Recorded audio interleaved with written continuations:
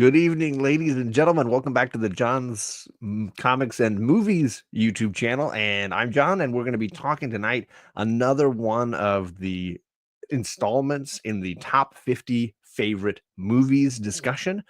This is an ongoing series, and we did 50 through 41 in the previous installment, and now we're doing 40 to 31. We're doing all of the 30s, if you will. And when I keep saying we, I gotta first give credit to the gentleman who has spurned this on from the beginning, Matt, Mr. Gretzky 9966.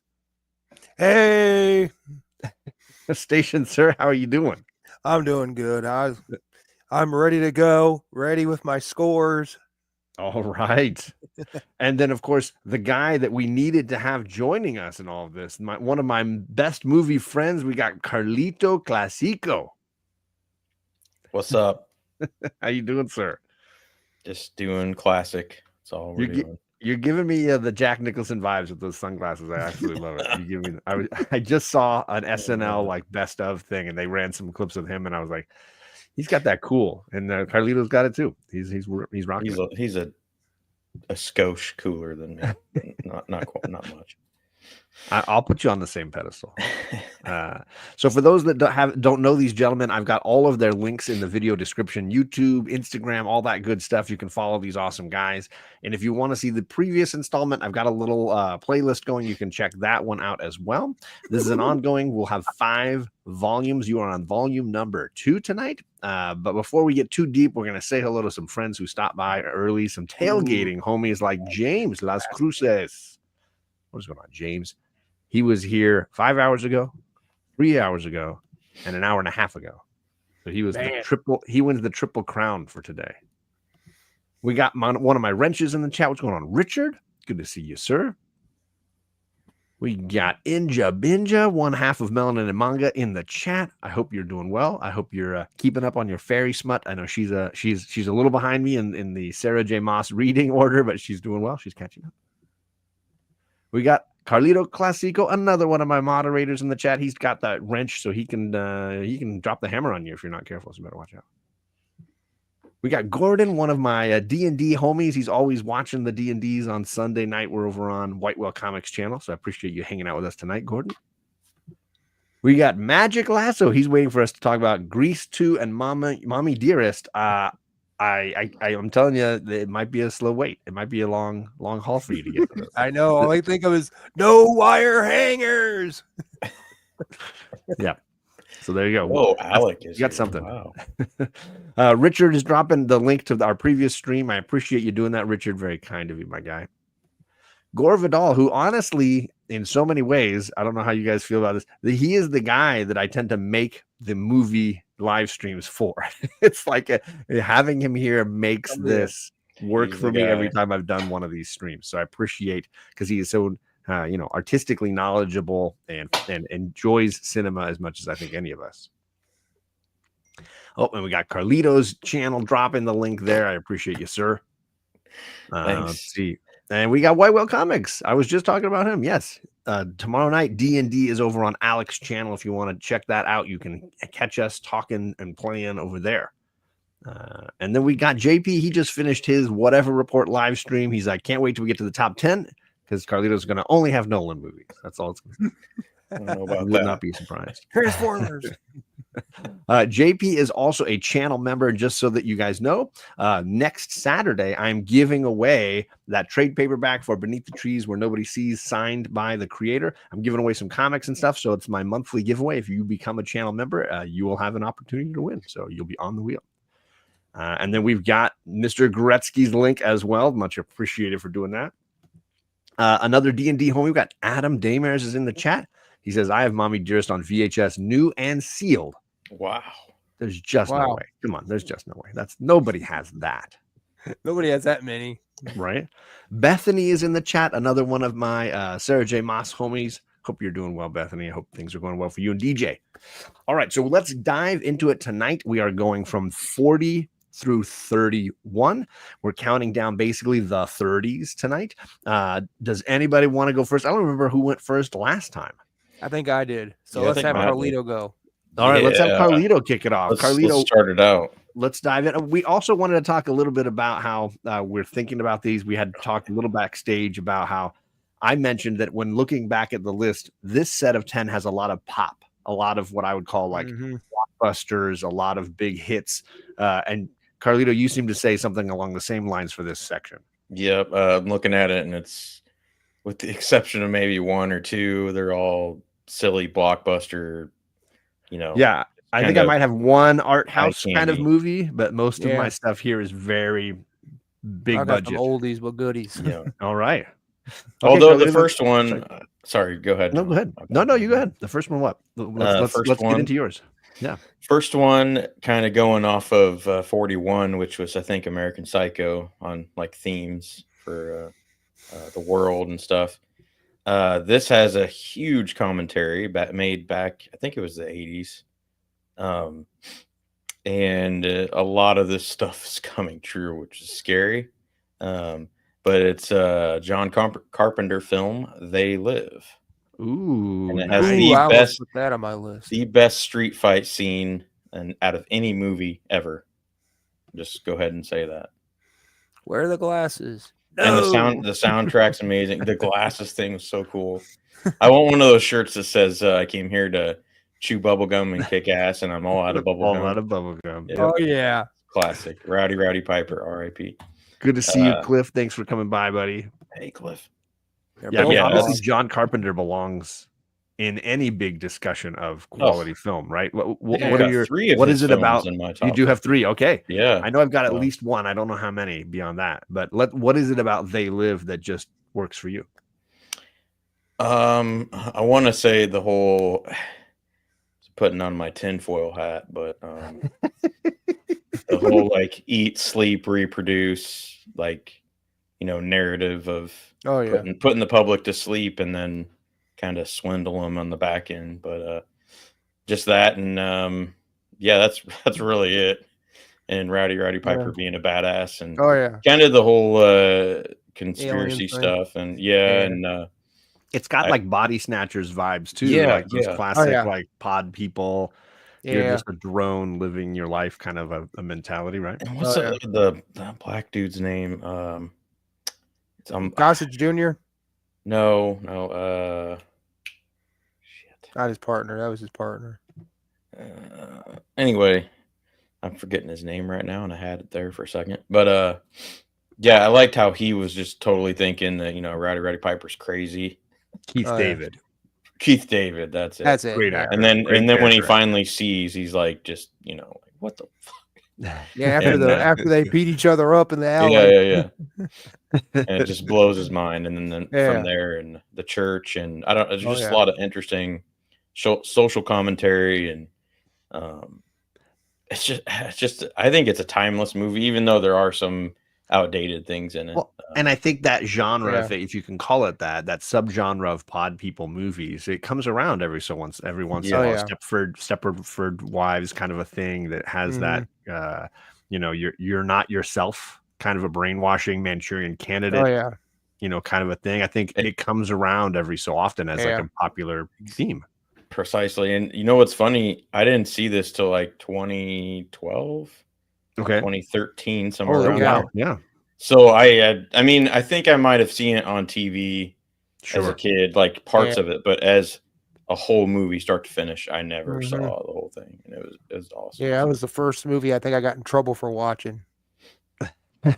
Oh, really? And I was a little kid. Went over to my neighbor's house, a couple doors down. My best friend at the time in elementary school, and we were watching it, and I got in trouble for watching it. It was like, because it was like a rated R movie, and I'm sitting there like this little kid, watching this movie.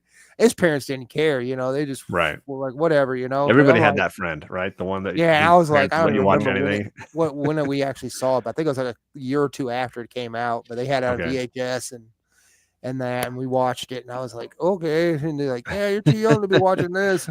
I think I saw it in the early 90s. I've mentioned a lot that I had a lot of horror movies growing up that I watched. It was kind of an ongoing trend that, you know, Oh sleepovers, yeah. slumber parties.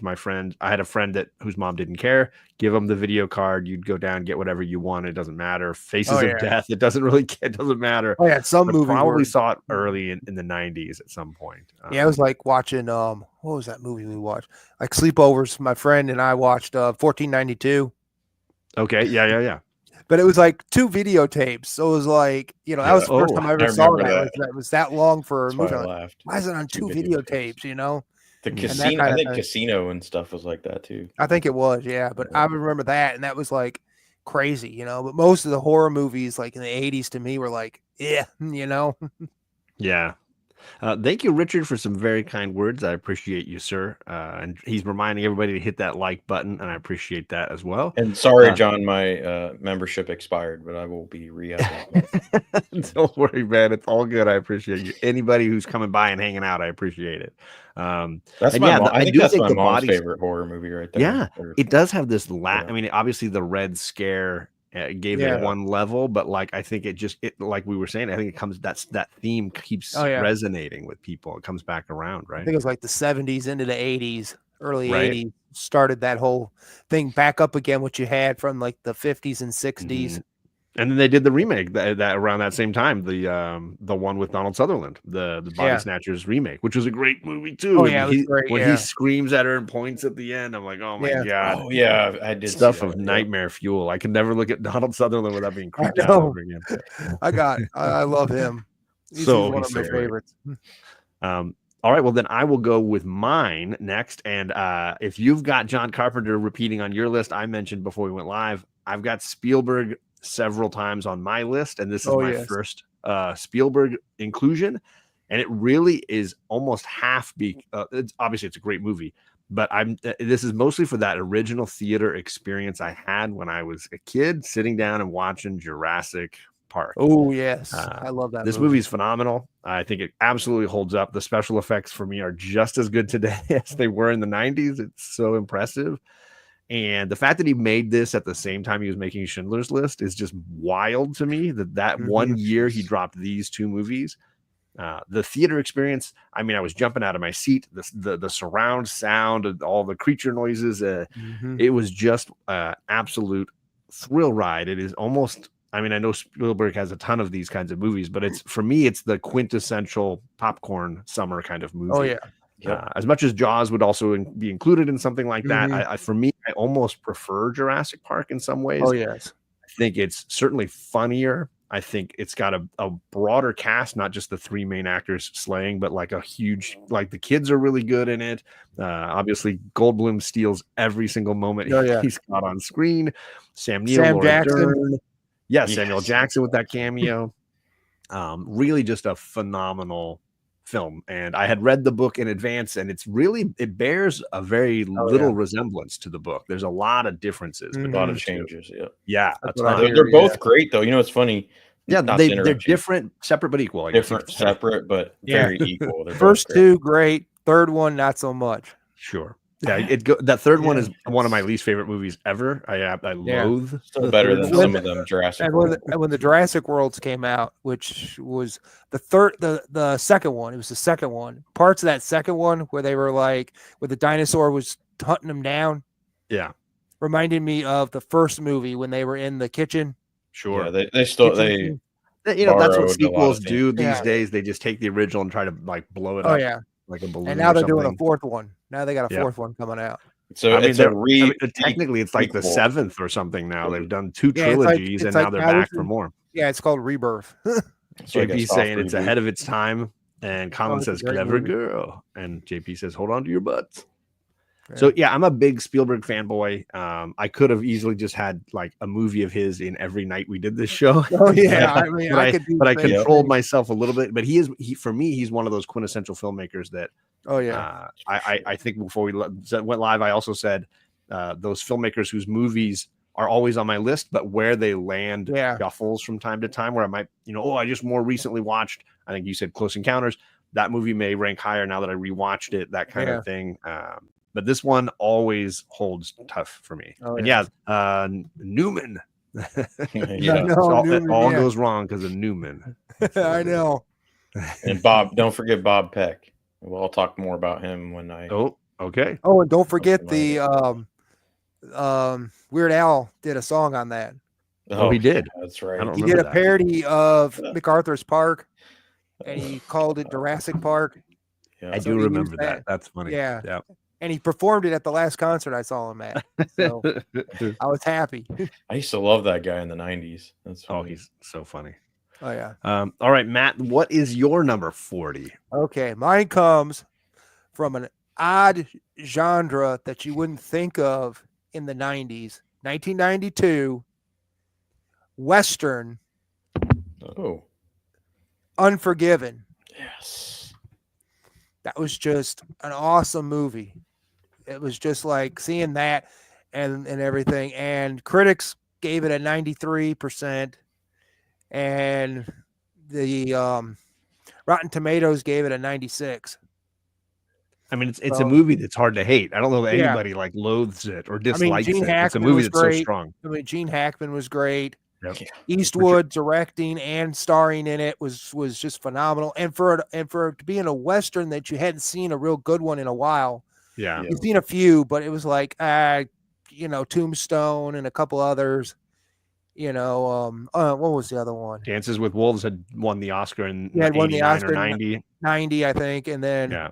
because then he had Waterworld after that. Yeah, I mean, ultimately, since he stopped making westerns regularly, there's never been a period of time that has had No. westerns consistently produced. It's really been a one-off every Yeah, I couple of think the years. You might last- get one kind of thing. Yeah, I think the last one after that I would say was pretty good was the Yuma one. 310, yeah, Yeah, 310 the Yuma or Open Range, which is a remake. If you Yeah, haven't or- seen the or- original with is it Glenn Yeah. Ford? Really good. I think so. Yeah, and then Open Range. Mm-hmm. That Open was a good Range one. is always a top tier western for me. I think it's Oh, yeah. criminally underappreciated. Duvall, Yeah. so I do great, and too. I'm a That is Costner great. fanboy, and yeah. Oh yeah, they just nailed it, and he nailed this one. It was like it brought me Totally. back to those old spaghetti westerns that he did. Yeah.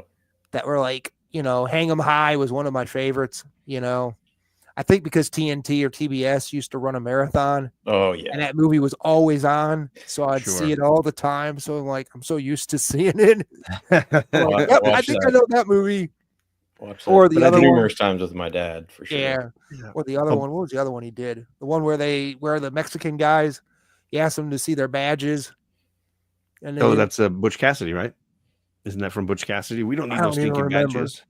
I don't even remember that was from them. I thought it was That Eastwood. was down in when they were down in South Might have America. been. Might have been when they asked him for him, and they go, "We don't need no stinking badges." Well, there's Treasure of Sierra Madre. Was that maybe from Treasure? I don't think it was Treasure of Sierra Madre.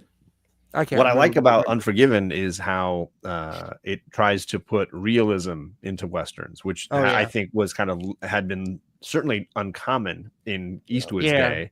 Not a lot of westerns made with a ton of realism, but I know that he had been going that direction with movies like Outlaw Josie Wales and things like that. As the end of the Western period for him, it felt like he wanted to say something different than the real big thematic cinema scope, typical Westerns that had been made previously. I felt like he had something different to say, and Unforgiven does it beautifully.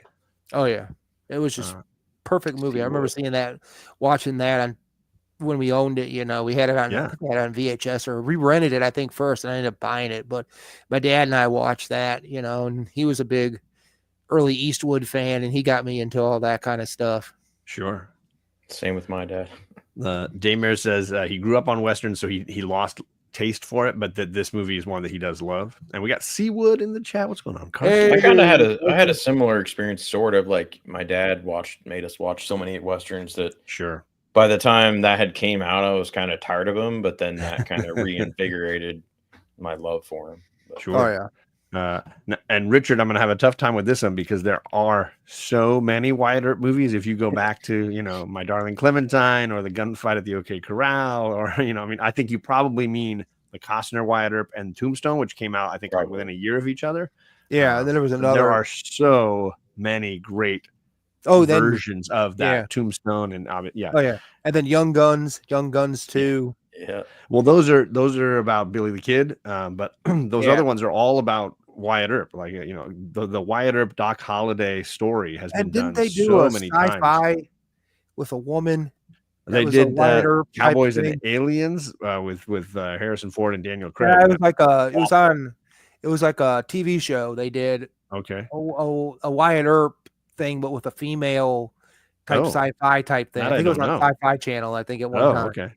Not familiar with that. I don't Yeah, remember not either. seeing much of it because Sci-Fi doesn't know how to promote anything. That's Sure. true. They never promote People anything. dropping their favorite westerns in the Oh chat. yeah, That's fistful of bad. dollars. Yeah.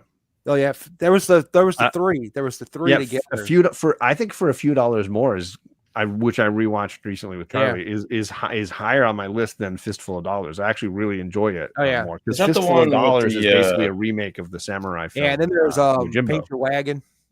Well, nobody wants to talk about Clint Eastwood singing. Might We're gonna skip that for tonight. be on my list. No. Well, I would be impressed, but we did all have musicals. I want to say the last time we did I this, know. which was shocking for me. But let's get around to Carlito's number 39. Uh-oh. Now we're getting into the pure action kind of. Okay. They Live was not pure enough action for you. No. There's some slow parts in They Live. There are, yeah. It's more of a sci-fi. But this one goes very fast. Speed with Keanu Ooh. Reeves. Oh yeah, that was Sandra good. Bullock, Dennis Hopper, don't Jeff talk about this Daniels. That was one of the first movies where I bought the score on CD because I was just like fascinated with it so much. Yeah. But God, I could rewatch that anytime. And I gotta say, last year I got, or maybe multiple years ago, but I didn't watch it till last year. The 4K, the remaster. Mm-hmm. Mm-hmm. Oh my God. It still has everything original feel, but it's just everything is how do I say it? The color, everything's just perfect. So they didn't change too much. They just basically updated it. The sound is phenomenal.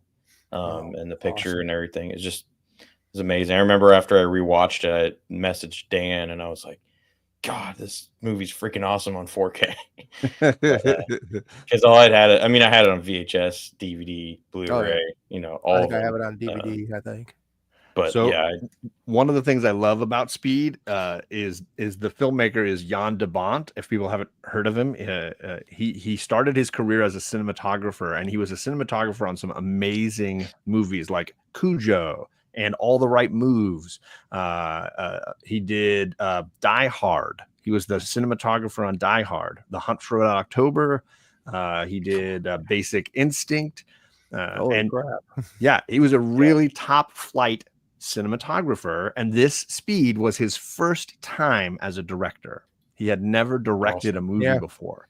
And everybody gave him, the producers, he had made friends with, gave him a shot, and he made one of the best action movies you can make. And it was just because of, I think, all the goodwill he'd built up making all these other great thriller action kind of movies. And then he got this gig, and he just absolutely crushed it. And then since then, obviously, he's made a lot of films. He did Twister. He did the second Speed, which we'll try to ignore that was a thing. Did they do a third one? He did not do that one. If they did, he did one of the Lara Croft Tomb Raider films. Okay.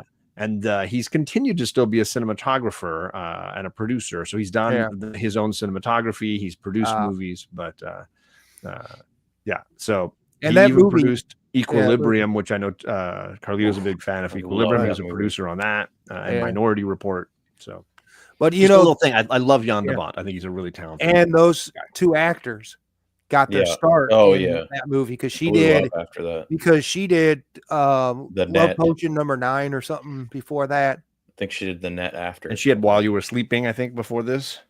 Or no, it was after.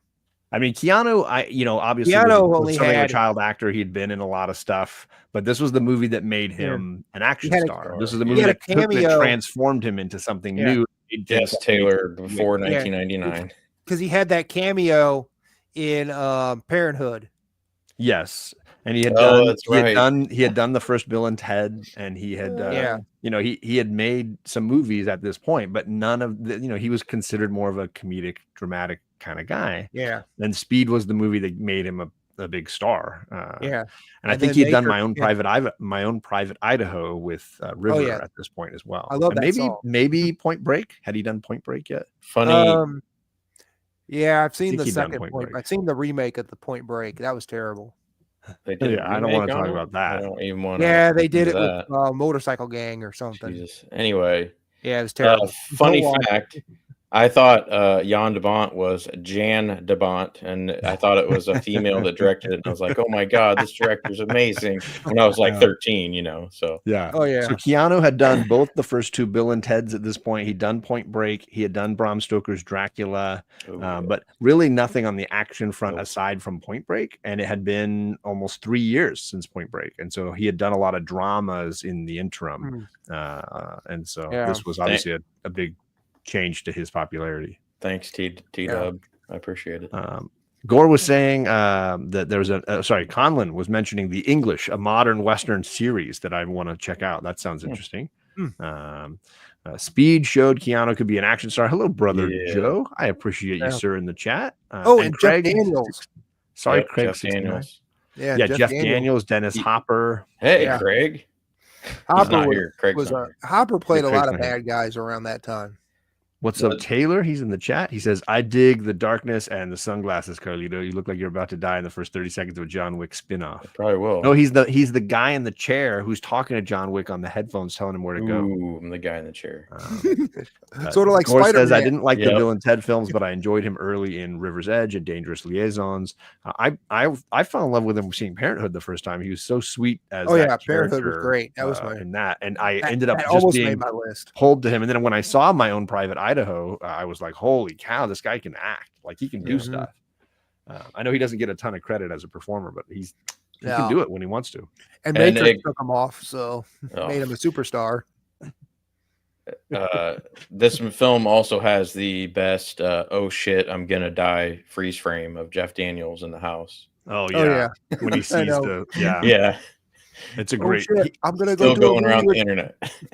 Oh shit, I'm doing a movie with the story behind that is funny too, how he got that part, because originally he didn't want it, but Jeff Daniels didn't want it. Yeah, nope, because there wasn't enough depth to it. He was just kind of like a boring the partner who dies side partner. Well, he didn't even die yet. They changed that on him at the end, but they made him more important too. So he's like, all right, screw it, I'm down. Gore says, Seawood says, I just remembered that Hopper was in Speed, the Mario movie, and Waterworld all around the same time. He was really on a roll. He was making his money. He was in Waterworld, cashing in, making that money. Because Hopper was there. Not a good movie. Yeah, that one. He did also that other movie. Didn't he was in the movie with Wesley Snipes? Was a movie with Wesley Snipes. The fan. No, that's isn't that De Niro? Oh yes, wait, it's De Niro and Wesley Snipes in the fan. Unless Dennis has a smaller role. No, it's De Niro bringing Hopper energy though. I mean, that's fair. But God rest Hopper. All right, well, I'm going to go next with my number 39, and I think it's my second movie from John Hughes on my list here. John Hughes. I'm going back to the 80s with Ferris Bueller's Day Off. I think they just released the soundtrack. I love this movie, and as a kid, this was like every kid's dream, right? Get that day off that you get to do all the great things you want to do. If you don't fall in love with the charm of Matthew Broderick in this, then I think you're dead inside. He is absolutely the most charming guy in the world in this movie. And War Games. Well, he had some good early hits. But not the one with the monkey. Not the one with the monkey. I don't remember. I didn't like that one. No, what's that one called? Project X. Never seen it. Just a really charming film with a ton of great performances. The gentleman who's playing the principal is so perfectly vicious and awful, and his best friend, his girlfriend, his parents, and then of course Jennifer Grey as his sister. So hilarious, and then that great cameo from Charlie Sheen at the end as the criminal in the police station. I love that Charlie Sheen cameo. That's so good. So many great moments, and then The music, obviously the dancing in the parade. I think there's just a ton of great fun and love here. Ben Stein is the teacher, so great. Oh yeah. Even Christy Swanson, the original Buffy from Buffy the Vampire Slayer, is a student in the class where they're doing role. Oh, and they got the band from this movie, Save Ferris. Oh, really? Oh, yeah. The name of the band. Oh, Yeah, came from this because they were talking about the 31 flavors and all that stuff. But it's just one of those movies I feel like I can put on and watch at any point and absolutely be entertained and laugh my butt off and have a blast all the way through. And then that other guy, there's some great emotional weight with Cameron and the car and his parents and sort of the neglect he's dealing with at home. Really heavy stuff that hits there at the end. But Cameron took off after this movie. Yeah, so good. He did Sausage Twister. King of Chicago. Yeah, he did Twister. He did Spin City. Yeah, he was on the show Spin City with Michael J. Fox for a long time. He did a couple other movies that he's done. He's had a bunch of films for sure. Yeah, he's been great. I love him. Yes, the parade scene is phenomenal. Absolutely. And his mom, Ferris Bueller, if I've remembered this correctly, they're actually the two actors that played his mom and dad are married in real life. Oh, really? Oh, really? Yeah, I've heard that somewhere. I did know that at the time of the shooting of the movie, Matthew Broderick and Jennifer Grey were an item. So he was sleeping with his sister in real life. Oh, before he met Sarah Jessica Parker. Right. So he and Jennifer Grey had a relationship while they were making the movie. So a little something. I want to. It's not Ione Skye, but the name stuck in my head. I can't remember. Was that her first movie, or was no? I think she had done Legend with Tom Cruise already, and the other one came out.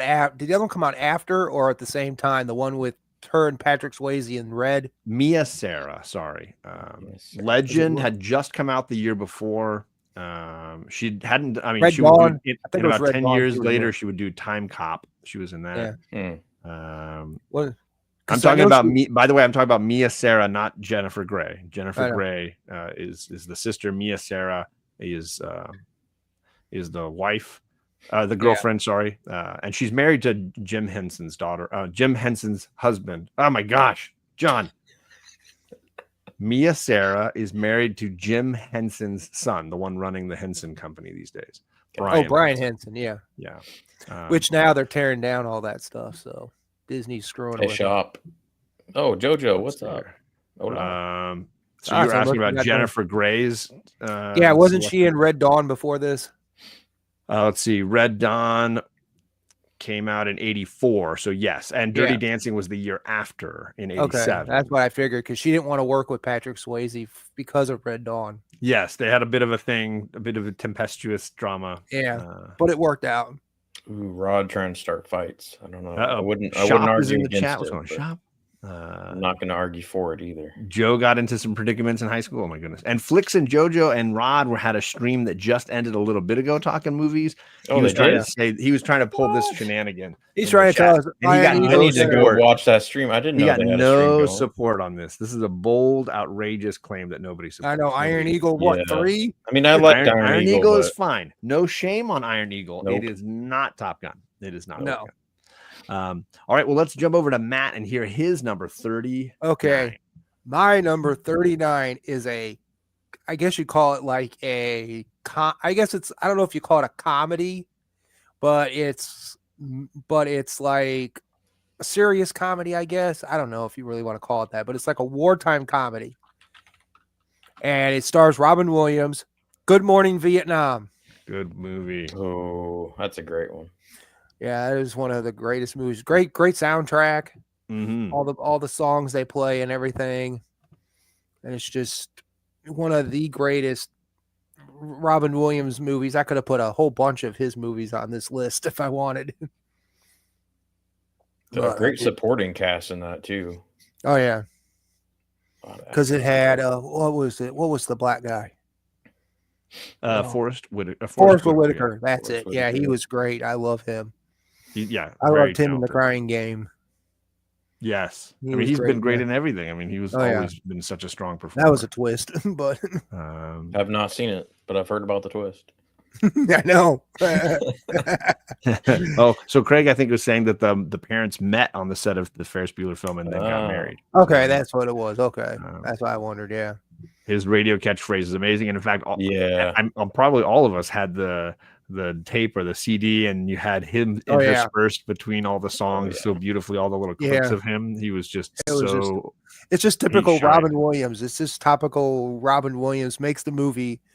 You take a movie, put somebody else in there, and you're like, is it going to work? And then you put him in there, and it's like, that movie's 10 times better. Yep. Absolutely.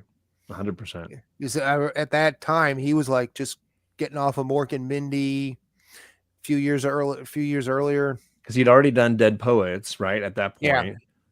He'd kind of been gearing into a different stage in his career to do he was doing more like drama. and he's done stuff to where it's comedy, but then he moved into serious with certain roles like Dead Poet Society. I don't think he had done Fisher King yet. No, but it was right around the same, just a little after somewhere. Good Will Hunting. Much later for sure. Much later, that was like one of them, and then he did some other movies. He did Awakenings around this time with De Niro. So great. Yeah, it wasn't. No, he didn't do Father's Day at that time. It was later. No, that was much later. Yeah, Patch Adams was later, but most of it was like comedy stuff, like Mrs. Doubtfire comedy, all that kind of stuff. And then he just was like on fire for. It's funny though, like everyone thinks of him as comedy, but even still, he brought a lot of emotional depth, vulnerability, and gravitas. Yeah, even to his funniest roles, it's just. Oh yeah, I miss that guy. He was great. Yeah. Yeah. I mean, we all do. I even liked, I think it was like 24 hour, was it 24 hour photo or something? 1 hour photo, 1 hour photo. 1 hour photo, which I didn't want to watch for years. But and do it scar you. Oh, and don't forget Deaf to Smoochie. What's that? Deaf to Smoochie. I haven't seen that one. And but anyway, you've seen Insomnia, 1 hour photo was right? Great. Oh yeah, Insomnia. Because that's a Nolan and he's a crazy killer kind of thing. Yeah, that was my least favorite for a while. Those are like odd movies. Those are like odd movies for Robin Williams to be playing. Because you think of him as happy-go-lucky, funny. The Mrs. Doubtfire. Yeah, and you think of that, and then you see him at this like totally opposite end of what he can do, and he's like, there's an actor that can do more than just one thing. You don't want to be typecast as like Ben Affleck. He's typecast as one thing. Sure. You know? Yeah. And not Batman. So there you go. Well, I'm glad about that. Yeah. So much. And he's not Batman for me. All right. Carlito, number 38. Oh. Let's pull my list back up here. 38. This is something I was debating because I'm not a huge fan of this director. However, I will say this is probably my favorite movie he's done and deserved to be on this list somewhere, so I had to put it on here. 13 Hours by Michael Bay. And also because politics and like war films have kind of gone down the list for me as I've gotten older. However, this one was pretty true to fact and and I don't think they push the politics. They're just trying to tell the soldiers' They just story. told the soldier's story, and Krasinski's so great. All the actors really do a great 100%. job. Yeah, it has that Black Hawk Down. If you like Black Hawk Down and you haven't seen 13 Hours, you should absolutely make a chance to take those in because I think they go. 100%. They're very similar. Yeah, and I've got really nothing else to say about that. I mean, I could watch it. It's also pure action a lot too. Oh yeah, because it's just in that time frame. It's all just that they're stuck trying to stay alive, and yeah. But when he ends it, man, he just ends it perfectly, succinctly, and just It came out around the same time as movies like Zero Dark 30 and Hurt Locker, and I think it has some of the aesthetic is very similar, and I think all of those films that we've chatted all really, really strong. And I do think it's the most mature, I guess you could say, adult of Bay's films. You can tell he's not aiming it for a PG-13 audience. He wants to gear it towards an adult R-rated audience, and I think in that way he's speaking a slightly different language. For me, it was just so different for him. Kind of stepped above himself a little bit, I think. And I think not to say he's bad, but just what you were saying about making it more commercial, and right. This wasn't the case with this one. I really liked it, appreciated that. So, and I think Guy Ritchie did something similar when he did The Covenant a couple of years back, about translators in the Middle East getting left behind, and the soldiers that are dealing with the guilt from some of that. A movie that, if you're a Guy Ritchie hater, you might actually really like, because it's not his typical British crime stuff. And I think it's the same here with Michael Bay in 13 Hours. So it's better than him and Madonna? Well, yes, anything would be superior to that. What is going on? James Schultz is in the chat. What's going on, James? It is definitely hard when there's an actor that we lose too early, and obviously Robin Williams was one of the examples of that. Yeah. I just rewatched The Rock, and it is a lot of fun. I also rewatched Con Air, which I know is not Bay, but it's Bay adjacent. Con Air is awesome. Con Air a lot too. And I guess I misspoke, because this is not the only Michael Bay movie I have on here. But the other one, I I must have forgot or didn't realize that it was Michael Bay. Well, we'll see when we get there. Don't spoil it. Nope. But no, it's a good pick, and I think an underrated movie. It belongs with those other movies I mentioned, but I think I probably like Hurt Locker, and I probably would put Black Hawk Down above all of them. There's something about and that cast. If you haven't seen Black Hawk Down, every single actor is somebody amazing, and you won't recognize them because they've all got shaved heads and they're wearing all their tactical gear, and you couldn't tell one from the other sometimes. But Andrew Scott, Skarsgård is in there, Ewan McGregor's in there. There's just Eric Bana, and that cast is pretty phenomenal. Ooh, Eric Bana. Yes, now you're making me rethink. Can I switch this with Black Hawk Down? I mean, you can put both. We'll tie them. We'll just put them, because that was an honorable mention, I think, last time. And it's a great film, and I haven't watched it in a long time, but I do. I haven't seen it in a while. Yeah, for sure. All right, Carlito, my 38 is one I know you and I've talked about a bunch, and we both love a whole bunch, and it might even be a movie that over time goes higher on my list. It's just probably the most recent film that I've got in my top 50. And that's Arrival. Denis.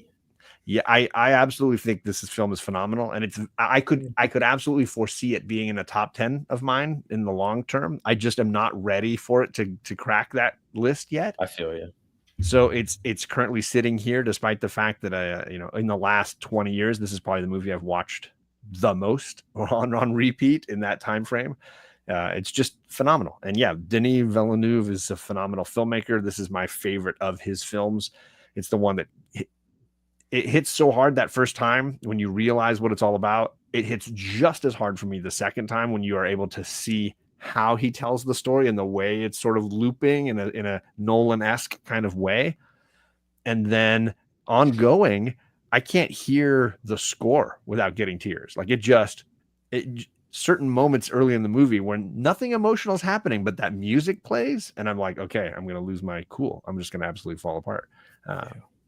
Great actors, obviously. That person who produced the score, I can't remember his name. I think he's a French dude. Okay, I don't even know that I could name the collab with Denis a lot, and then he passed away. But I didn't know that. Yeah. But great actors. Forrest Whitaker again. There's Forrest Whitaker come back around. He's a great man. Renner, obviously great. Amy Adams is carrying this movie on her back, and she's doing such a phenomenal job in every turn. Just a really great, beautiful film. And Gore hasn't seen it. God. Oh man. So John, just wait till you've seen it like the 5th or the 6th time, and it does move up. I'm gonna fly to Texas and throw it in the DVD player and make you watch. No kidding. That is crazy. Polytechnic, though. That's one that nobody knows about that everybody should watch. I don't know that I've seen that one. I saw I've seen Prisoners, and I saw what was his film about the war in, it's not the Middle East, it's like Turkey, and the people that escaped from there. That was really powerful as well. I think it was like partly in French. I don't. But Denis films are. I've yet to be in any way disappointed by a Denis Villeneuve film. I've got a few of his on my list. They're all phenomenal. I think my least favorite are the Dune ones, but I'm just not as attached to that universe, and it's very much, that world. But all of his movies are just Incendies. Oh, Thank you. Incendies. That's the only one I haven't seen of his. I found it streaming and it had subtitles, so I was able to watch the whole thing, and it's powerful. That's a powerful one. But Prisoners is really underappreciated. You know, Prisoners is great. Gyllenhaal and Jackman. That's an awesome pick, John. I didn't expect that one making. So there you go. I mean, I probably will end up regretting where I put it on my list, but there it is. Yeah. All right, Mr. Matt. Yeah. All right, no good. All righty. So we're going back to 1985. 85. All right. 85. A lot of 80s picks in tonight. We're going to make this movie. It's been years since it's an unofficial sequel. So an unofficial sequel to an original movie back in the I think 30s. I know what you got here. And it is Return to Oz. Oh, it is not what I thought it was going to be. Excellent pick. I love that film. That is awesome. And I've had to track it down a few years ago on DVD. It took forever because it was never on DVD. It took forever to get me that on Blu-ray, but I finally I got the movie and I was like, that is what I want. That's what I gotta find. And it's just a great movie.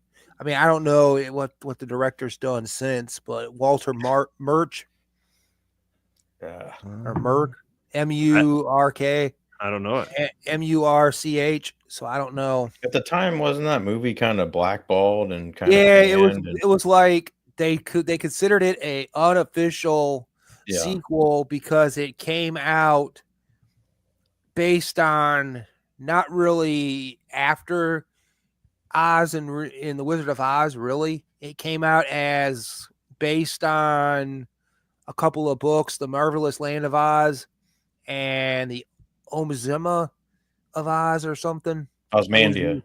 Yeah, of Oz. And those were like the two books they used in 04 and 07 out of the series of books. Because Wizard of Oz was basically a combination of different books they just put together. Took a little bit of this, a little bit of that, and put them together.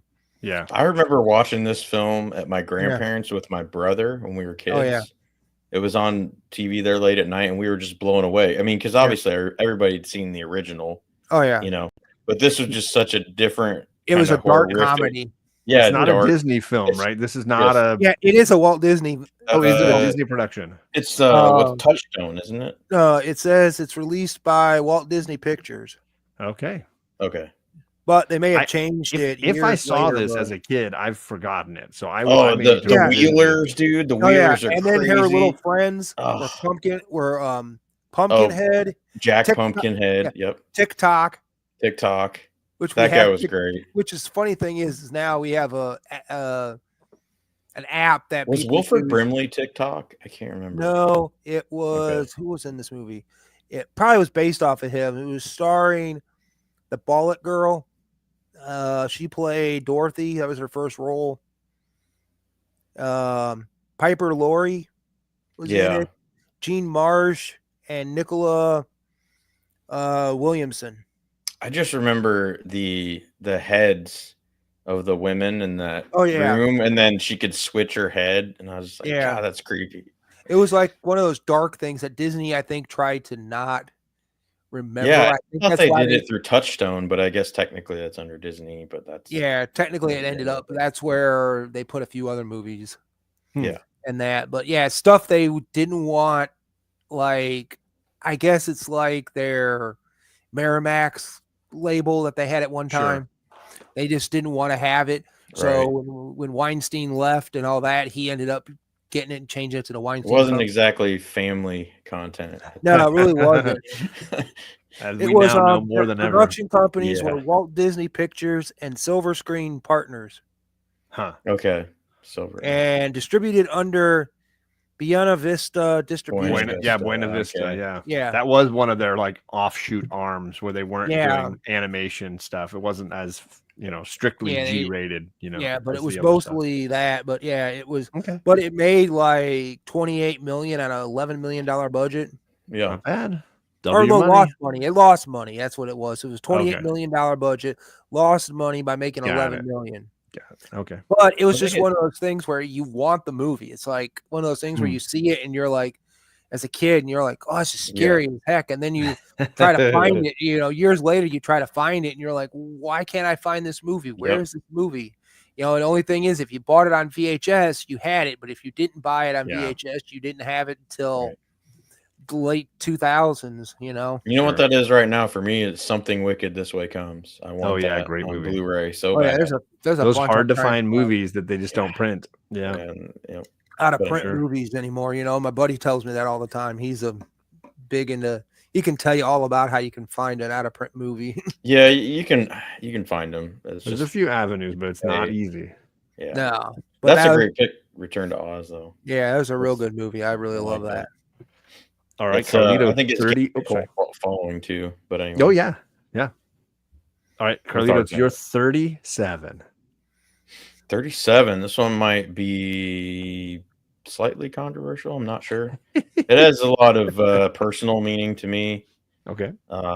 As I had probably one of my 3 or 4 best friends pass away like 2010. But like for a few years, he'd been telling me, you need to watch this movie. You need to watch this movie. And he'd tell me what it's about. And I was so against like anything romantic at that time. It's probably my favorite Darren Aronofsky movie, The Fountain, with Hugh Jackman and what's her face? Rachel Weisz, and that's really all I remember. But I remember it has a lot of personal meaning because I watched it after he had passed. Because I was like, well, I got to watch this now, and yeah, it held a lot of nostalgia, personal meaning, and it blew my mind. I'm like, God dang it! It's a visually arresting kind of movie. Like you just won't see anything like it. It's not your typical that kind of story.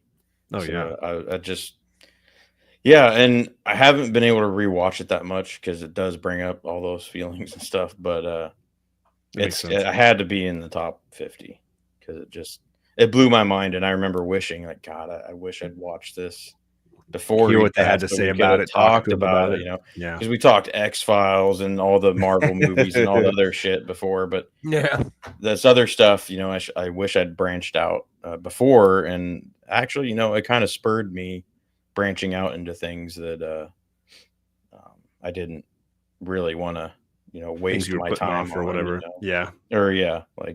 But yeah, so it's a great performance from the 2 leads, and the special effects are top notch, and the music, very strong score.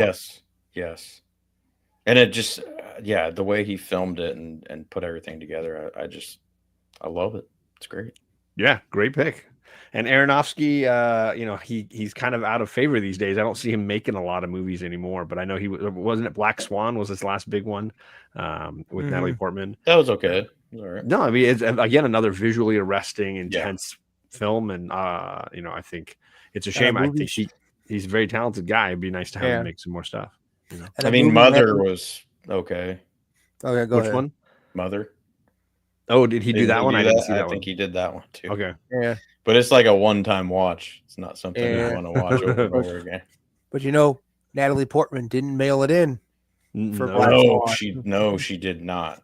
Most movies she mails it in, even if it's a sequel. I'm not going to accept that. We're not slandering Natalie Portman around this place. Get out of here with that talk.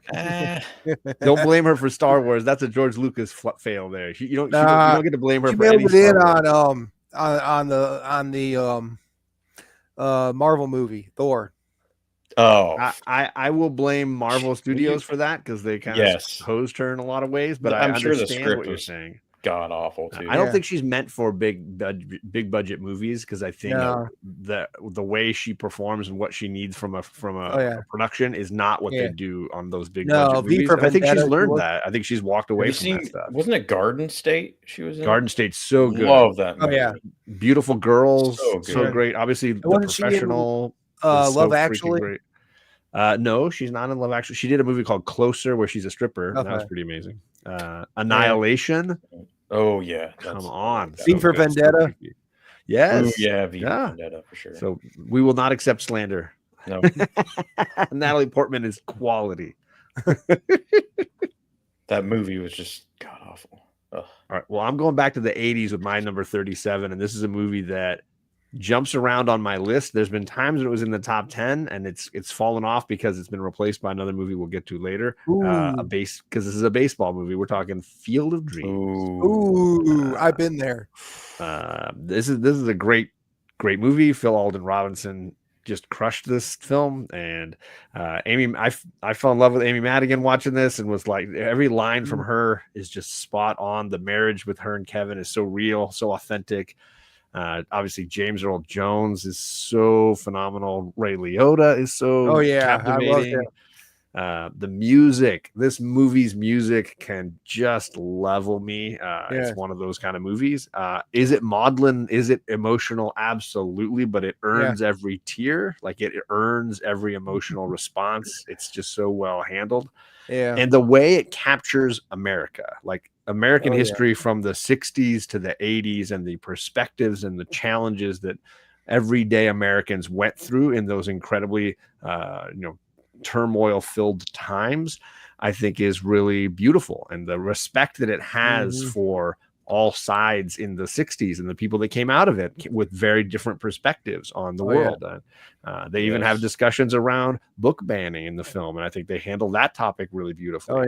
I think it's just one of those movies that has a lot to say, a lot on its mind, and took a mediocre book and actually made a phenomenal movie out of it. The book is not nearly as good.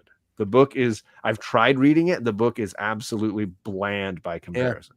I didn't even know it was based on. The book is just called Shoeless Joe. Okay. Yeah. And it's not as good. And they, instead of the Terrence Mann author, they use Catcher in the Rye's author.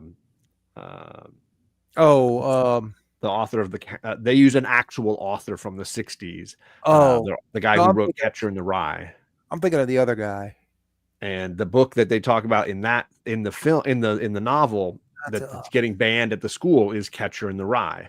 And it's not a made up book that they give this Terrence Mann character. Don't forget Burt Lancaster too. Burt Lancaster. Oh my gosh. Every single speech he's got in that movie just absolutely crushes him. Right. Really beautiful. And what's up? I'm not that far from Field of Dreams. I've been there a few times. So and there have been times when this was my favorite baseball movie and it had to be in the top 10, and it's fallen off, and a different baseball movie is there, and we'll get to my top 10. Just be ready for more baseball. But, sports movies are falling off for me. But you know what the funny thing is about that movie is? The cornfield is fake. It didn't grow at the speed they needed it for the film, and so they had some sequences they had to fake corn to make it work, and other sequences when the corn was so high it was too tall, and they had to build like a platform for Costner to walk on so that you could see his face because the corn was way above his head. Because the guy, we were there last year, the guy that was there told me. Okay, the guy that told me that about that. He said they were filming it during a drought. So that's why the corn was inconsistent. So they basically had to do that. But in fact, I didn't tour the house. It was like $30 a person to tour the house. Okay. But you could go out on the field and hit the ball. And they're actually building a Major League ballpark where they played the ball games a couple years ago. They're going to have a permanent set up so they can actually play out there and have professional games, and that's professional game out there. Kevin, I don't quite understand what you're saying. You're saying Field of Dreams is an extremely augmented film. I cannot applaud to Cadett and crew. And I think you're saying you can't applaud the cast and crew enough. I think it was can't applaud the cast. And they actually have where he carved their initials. Costner on the bench. That's actually there, still there. Cool. That's still there. And then they have like a huge gift shop they want you to go see. That's awesome. I love it. There's a museum that you can go see in town. But the problem is it's only open from Memorial Day to Labor Day. Well, I mean, it's probably because it's freaking cold there the rest of the year. And we went, and we I'll pull it up here if I can pull it up. I also wanted to say Phil Alden Robinson, who directed this, has directed many really good movies, but he did a made-for-TV movie about the civil rights era called Freedom Song that if you've never seen is phenomenal and really, really great. It covers like the marches in Washington and the average person trying to like go and participate in the civil rights movement. There's the house. There it is. Yeah. There's the field, the house, the board. Yeah, about the corn. Yeah. That's me and my dad. Yeah, Kevin, because I think they're trying to build it off of a really mediocre book. So there's the whole there's that museum I was telling you about. They did a hell of a job if the book was mediocre. So yeah, I mean, it is a far that's superior painted on the side of a building, kind of like Casablanca as it slowly became what it is, right? Where the guys are coming out of the cornfield. Yeah, but do you have this, Matt? Bottle of corn whiskey, Field of Dreams. I don't think they were with a special stamped number on it, which if you look it up, corresponds to a professional baseball player and has history. I don't know if they. I don't know if they had. Awesome. I don't know if they had that at the time we were there. I'm going to move us along because we are way behind. We're an hour in and we're not even halfway through our list. So I'm going to move to Matt's 37. 37, dude. Yeah, I'm 37. No, not that movie. That's not on the list. This movie is 1986. Yeah, 1986. And it is Short Circuit. Ooh. Oh. I might misspell circuit. Yeah, sorry. No, you're a teacher. You can't misspell. URCIUT. Yeah, you got it. There we go. Yeah, Short Circuit. That is Johnny Five is alive. Who is Johnny? Steve Guttenberg. Maybe the only time he makes our list. I don't know. We'll see. Guttenberg, Ali Sheedy, the guy that played Ben, who's not even Indian. He's not Indian. No, it's absolutely blackface. Find out later. He's basically in blackface in this. Fisher Stevens. Yeah, and he years later he rebutted the fact that I feel so bad for playing the role and all this stuff. Forget it, you played it. You know, it was the 80s. You know, they had people. Yeah, they had C. Thomas Howell dressing in literal blackface for a movie, so it's all a thing. Yeah, and who was the guy that worked at the plant? I can't think of the guy's name. The old guy. I'm not going to remember that. Oh, what was the guy's name? I think I pulled it up here somewhere. But this is a quintessential 80s movie. Absolutely. He was 100%. In it. No. I'm assuming you've seen Short Circuit, Carlito? Of course. Okay. That was a childhood staple, you know. Okay. The guy was Austin Pendleton, and G.W. Bailey was in it. He was the guy that kept told the guy, he said something about go get the helicopter. I think it was trying to get the helicopter. And he goes, what do you mean we don't we don't call them that or something like that. It was like a whole thing about how they call them helis or something, we don't choppers or helis or something, okay. Yeah, he was talking to the guy to get that because they were going after him, to go hunt him down. Yeah. And then he turned the other robots into the Three Stooges. He used the scraps to make turned them into the he reprogrammed the ones that he destroyed. Yeah, it was just hilarious. But I mean, it's a fun and funny movie, and between Guttenberg and G.W. Bailey, just in any movie they do together was great. Police Academy, they were awesome in that. Yep. But if you think of the 80s, you think of Guttenberg. Oh my God. Yeah, absolutely. Between Police Academy and Cocoon and this, I mean, yes, 100%. Oh, and then that movie he did, what was it? The restaurant? And the Diner. And a Baby, Diner. Yeah. He did a whole bunch of stuff. I mean, now he's out saving animals in California, helping people put out fires. He seems like a really good person overall. He's doing everything. But yeah, it was like the greatest thing in the world. But yeah. All right, 36, Carlito. All right, John Hughes saving the day again. Yeah. Dutch. Ed Ooh. O'Neill, Ethan Embry, awesome. Shooter McGavin. Yes. Oh yeah, I love that movie. This is a movie that has a 17% Rotten Tomatoes score, but it has a 6.5 out of 10 on IMDb. So I'll It's a Yeah. fun take movie. that. I don't know why critics are so hard on it. It was a I fun. know. It's Why do they not isn't it a like it? Thanksgiving movie too? Because they're so crotchety. Yes, Or is it a Christmas?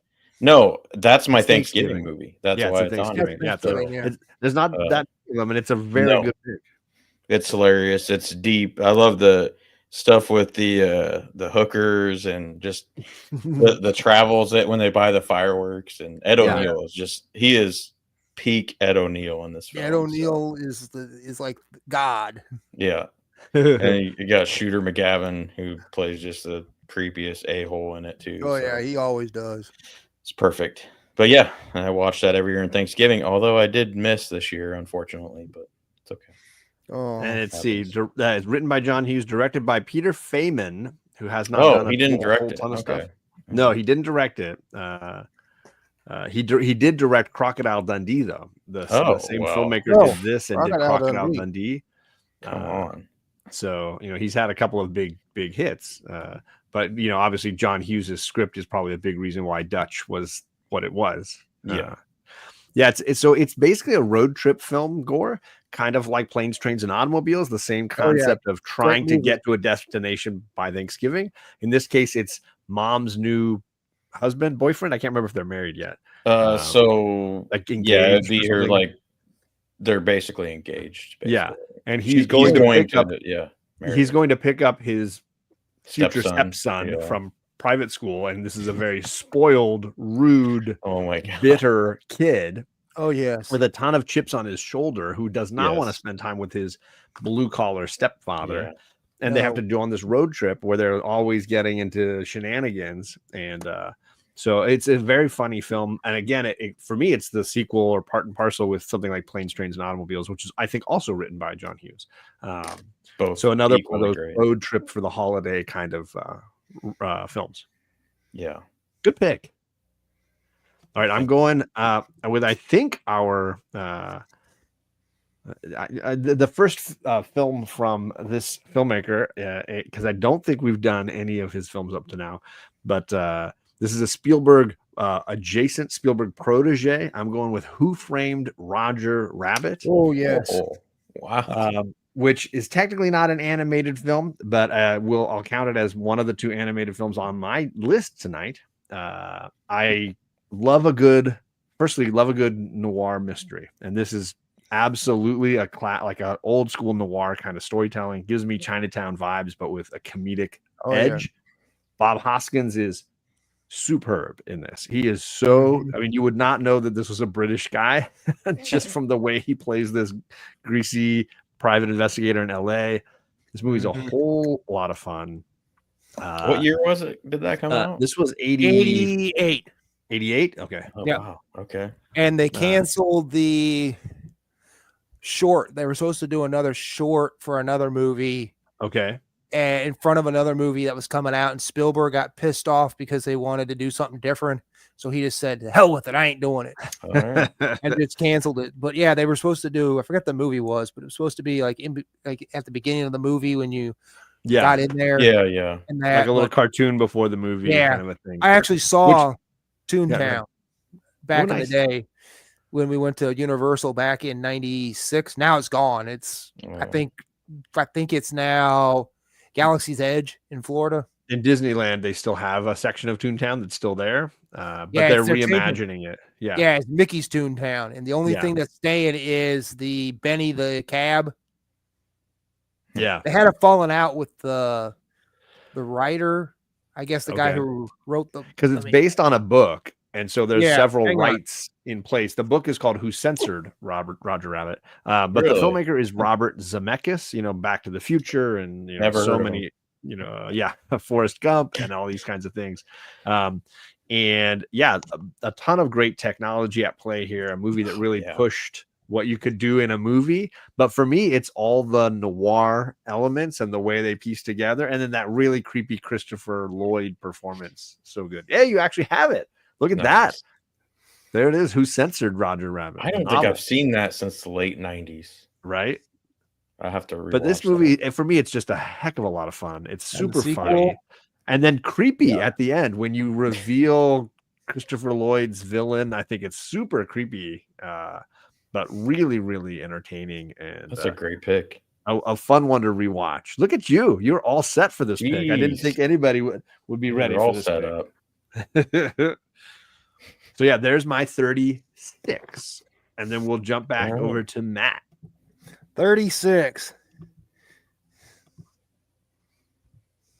Ooh, Yes. Labyrinth. Yes. Jennifer That would Connelly. actually be my ex-wife's #1 movie. Nice.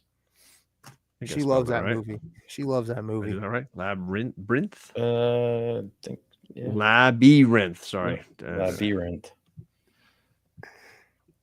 Labyrinth. There it is. Yeah. Got it.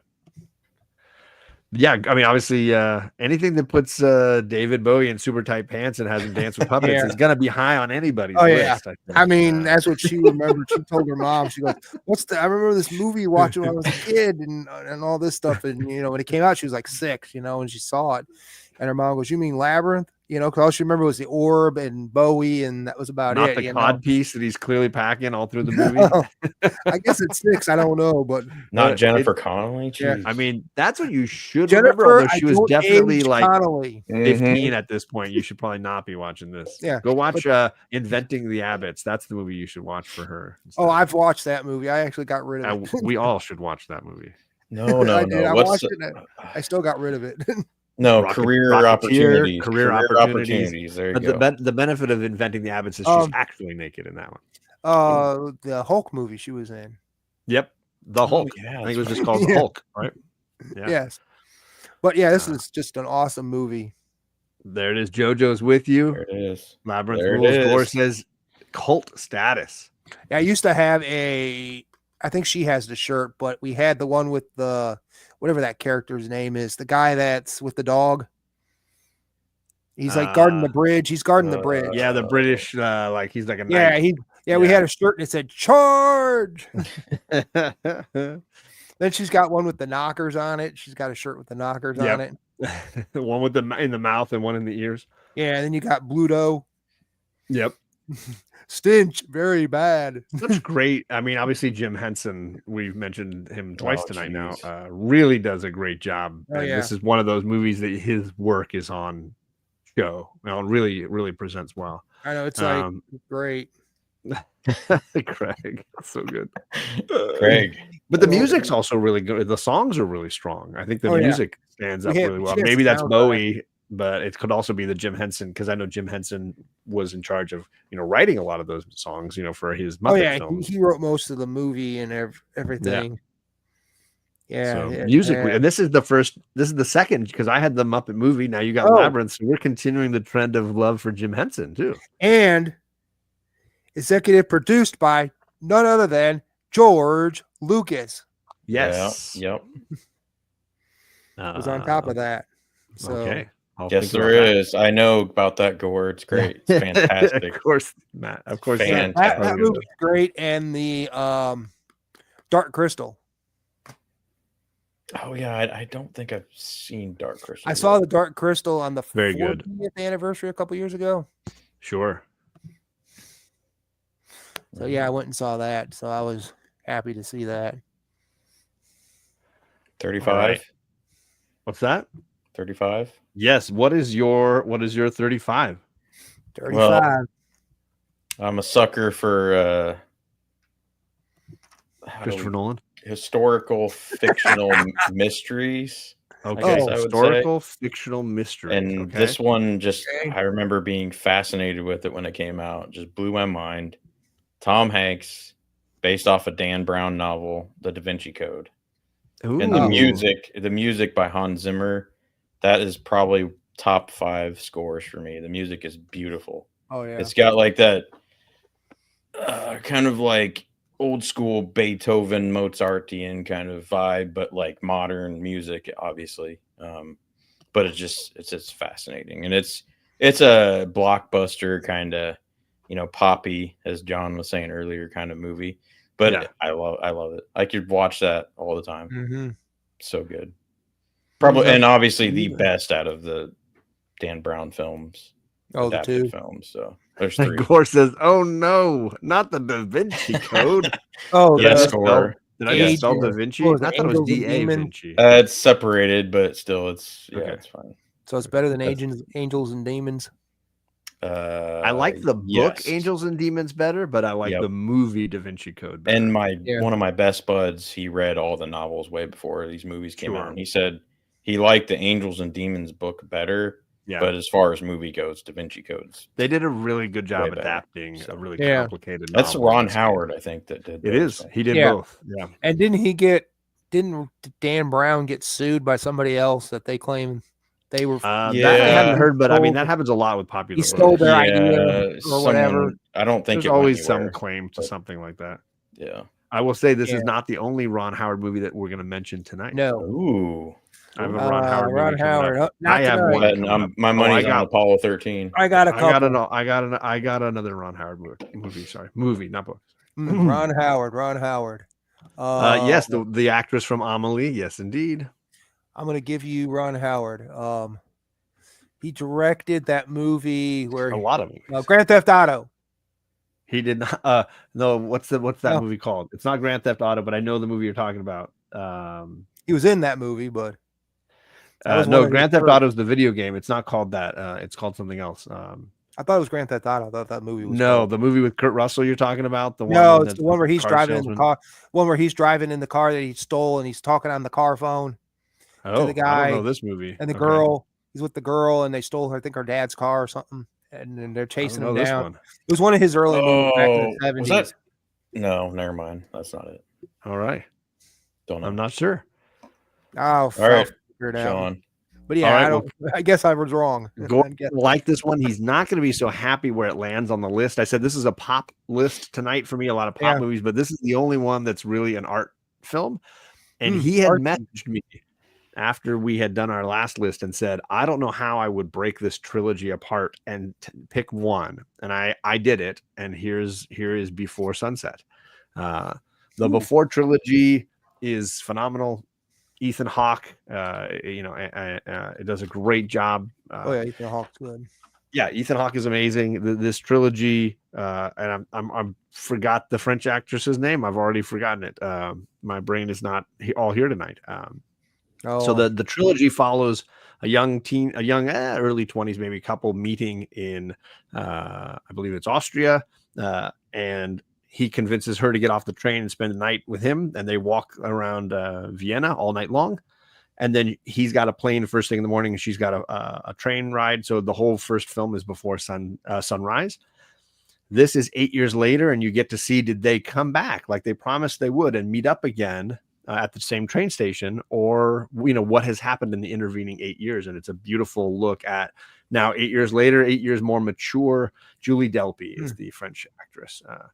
This is the one I've talked about with you and Gore before, I think. Yeah, Gore and I have I a need to watch big love for this film and this trilogy, because the third film is Before Midnight, and it covers a night when these two characters, I guess it's a spoiler, they're married now at 16 years later, and they've got kids, and marriage is really challenging, and they've got children in multiple countries, and they're trying to keep a family together.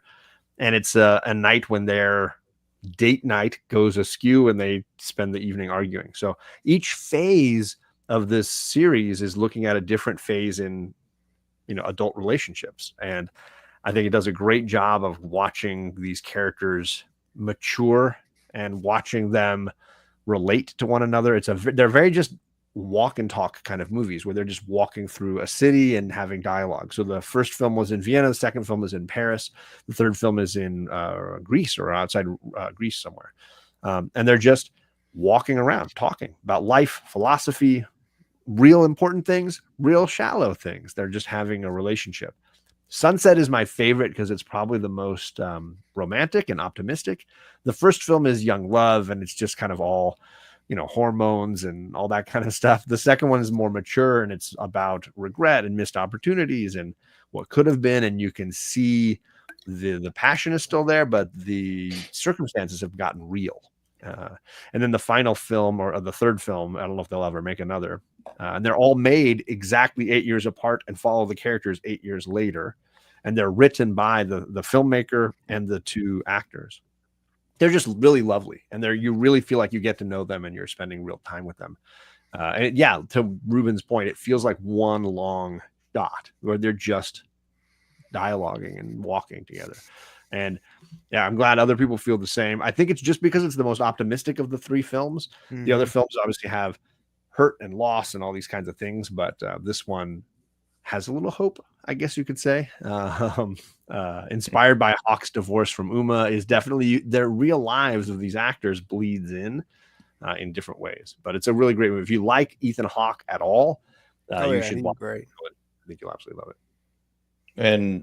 But it's probably not as good as Rising Sun, though, so that's okay. Rising Sun? Sean Connery and Wesley Isn't that the Snipes. Sean Connery movie? Oh, okay. Yeah. Based off of Michael Michael Crichton's novel, which was a great book. But yeah, I had the book. It's not an Ethan Hawke movie. I haven't read that book in like years. Yeah. All right, Maddie, what's your number 35? Number 35, another comedy. Okay. A great comedy.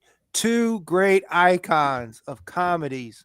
One no longer with us. One with us still. And it is The Great Outdoors. Whoa. I just watched that with my girls for the first time this last week. Yeah. That is the greatest movie I think I've watched ever. Well, then why is it at 35? Yeah, why is it 35? 34 movies ahead of it. Yeah, but it's like at the time it was good, you know. Oh my goodness. You know, but it makes.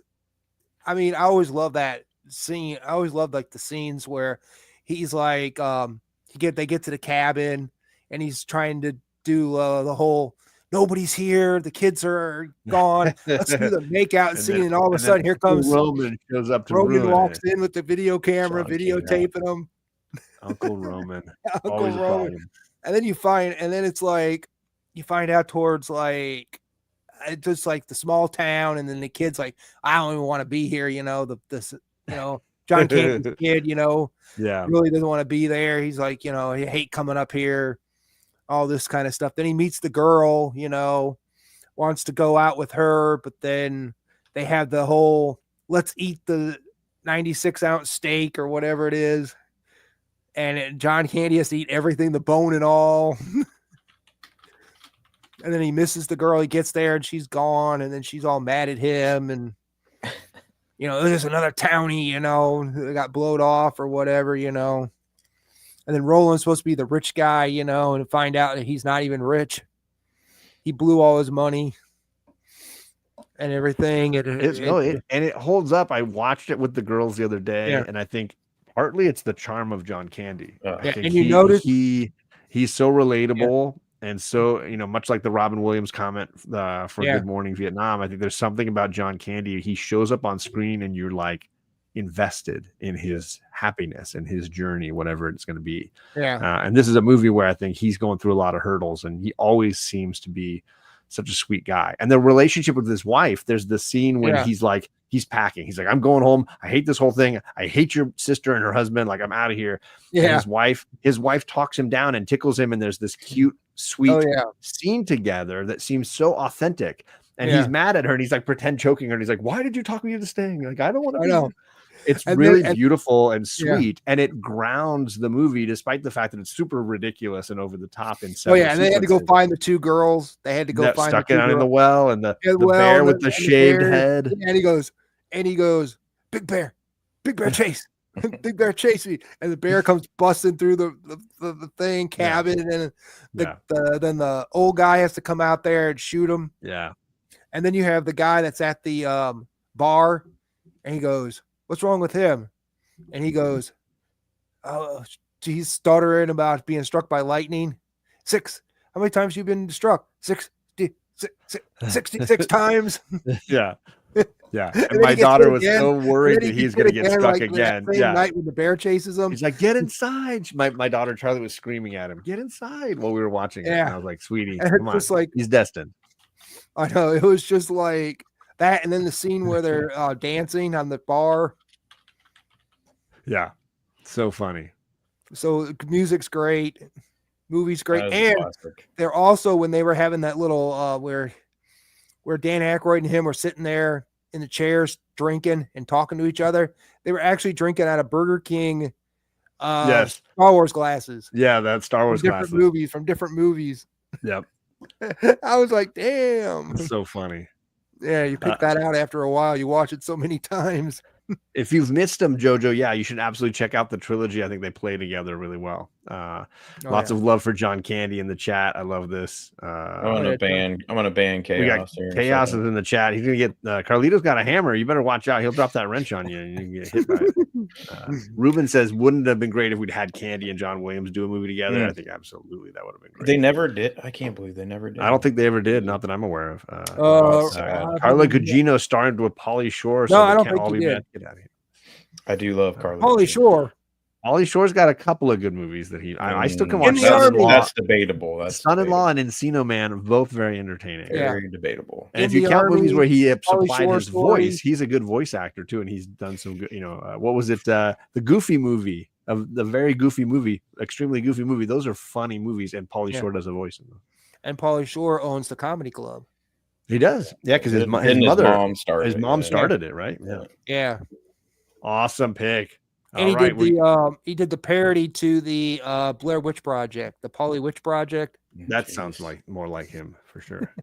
All right, Carlito, 34. 34. Ooh, T-Dub's gonna love this one. This is right up his alley. He's got great taste. It's a more modern pick. Yeah, it's definitely after 1999. It has a character that I'd always wanted to see face off versus another character since the 80s when I first saw the original one.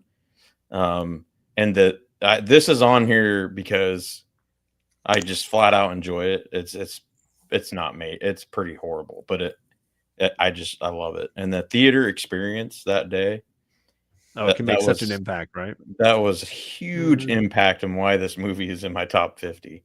Okay. And some days it might not even be in my top 50. But that said, I don't know who the director is. Don't care. Freddy versus Jason.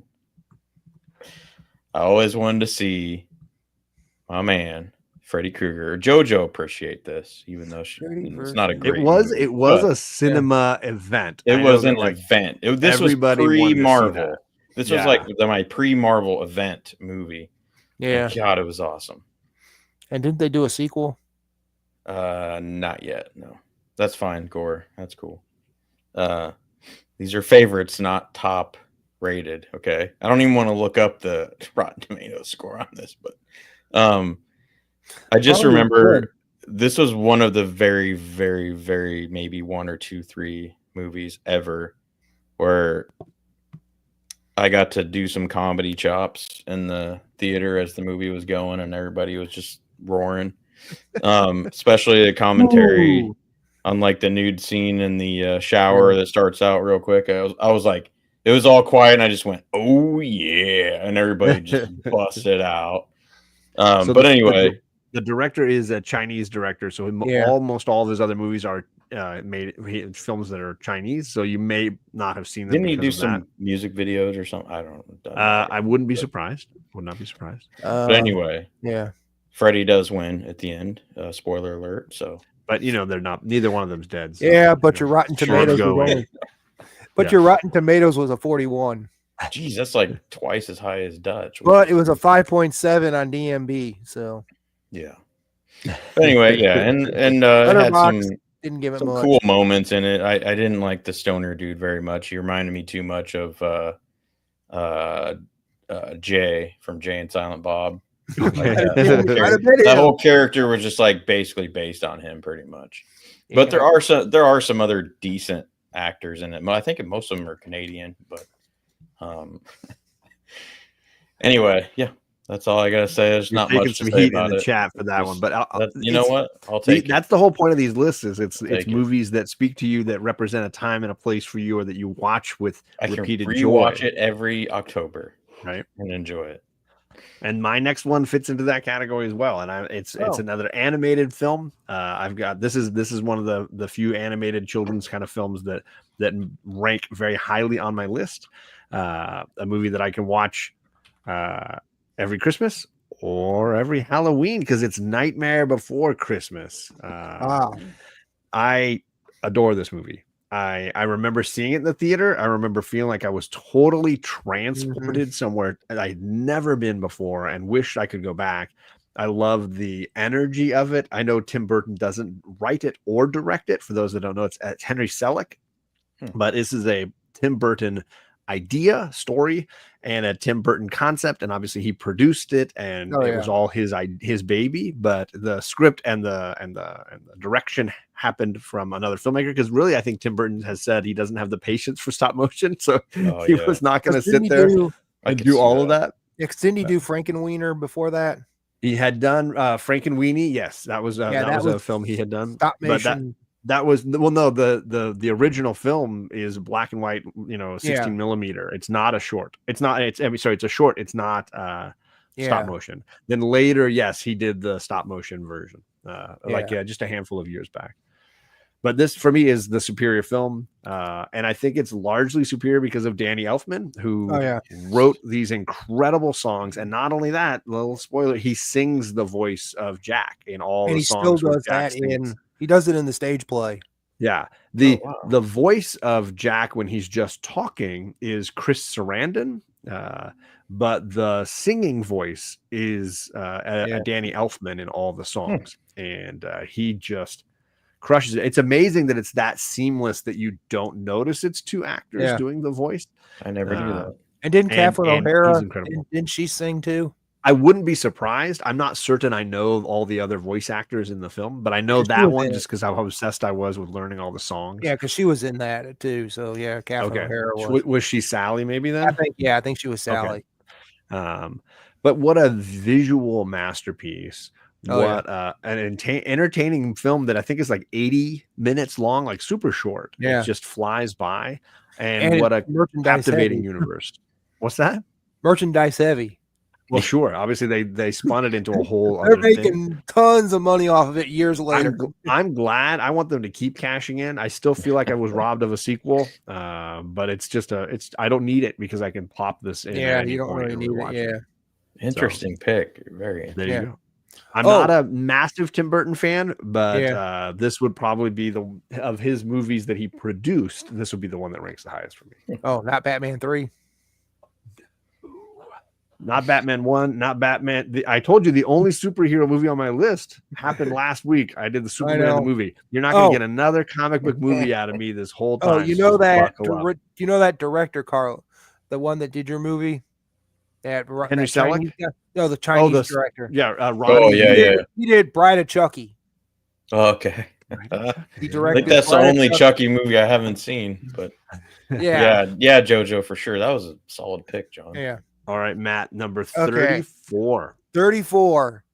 I went back and forth of putting this on the list or not, but it was a movie I saw when it came out back when I was 5 years old, 1983. And a lot of 80s movies tonight. I kind of like it. And I remember seeing this with my grandparents in the movie theater in St. Charles.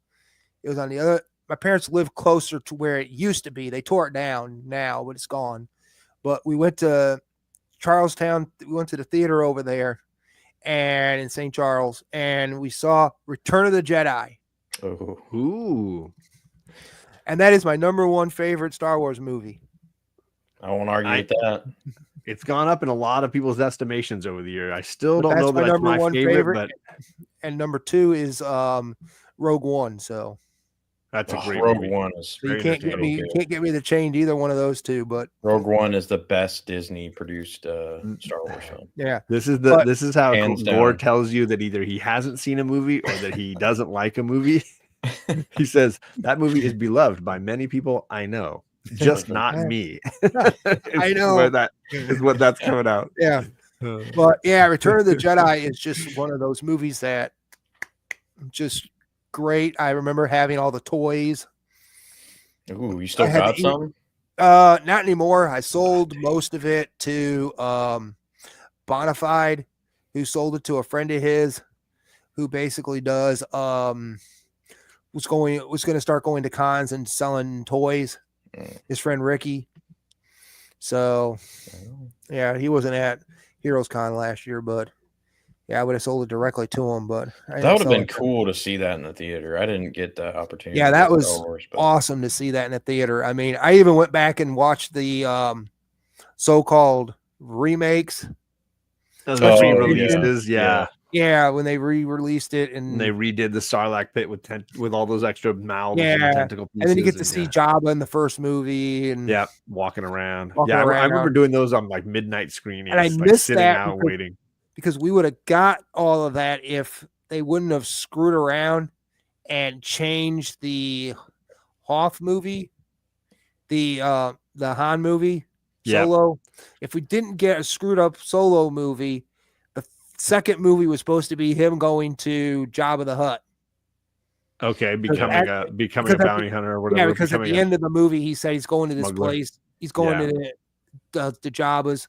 So that's where he was supposed to be going. And then he's supposed to work for Jabba and then screw him over. And then you find out later, then it's like, okay, but it would have made a great 3-part movie, but Disney didn't know how to do anything at that point. And yeah, it wasn't even that bad. It just wasn't that great either. It was just kind and of they put the wrong director in there. I mean, Johnson wasn't great, but he wasn't bad. And then Ron Howard had to come in and save the day.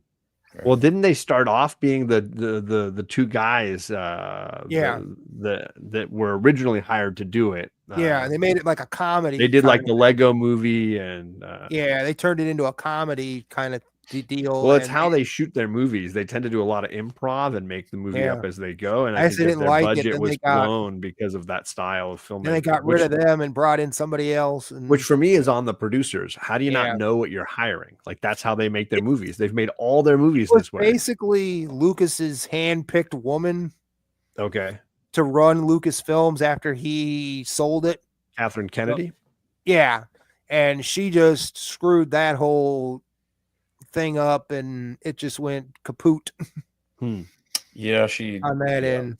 She there blew it is, Lord and Miller. I think those guys are incredibly talented, and I really like their films. And then they went back. They did not make Endgame though, but I do like their stuff. Lord and Miller. I think they might have been originally hired for Endgame. Or because the Endgame was the brothers who did all the Captain Russo brothers. The Russo brothers. Oh, the Russo brothers can do no wrong in the Marvel universe. I say the Russo. So far, so good.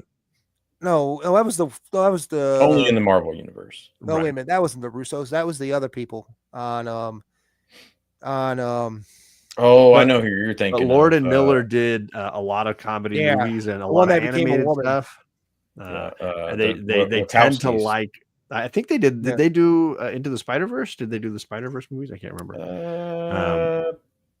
They might have did one of those. I think the Russo brothers did one of the Captain Americas, didn't they? No, they did two of them. Didn't they? They did the first one in Winter Soldier, wasn't it? They did Winter Soldier, and then they did Civil War. Okay. And then they did Endgame.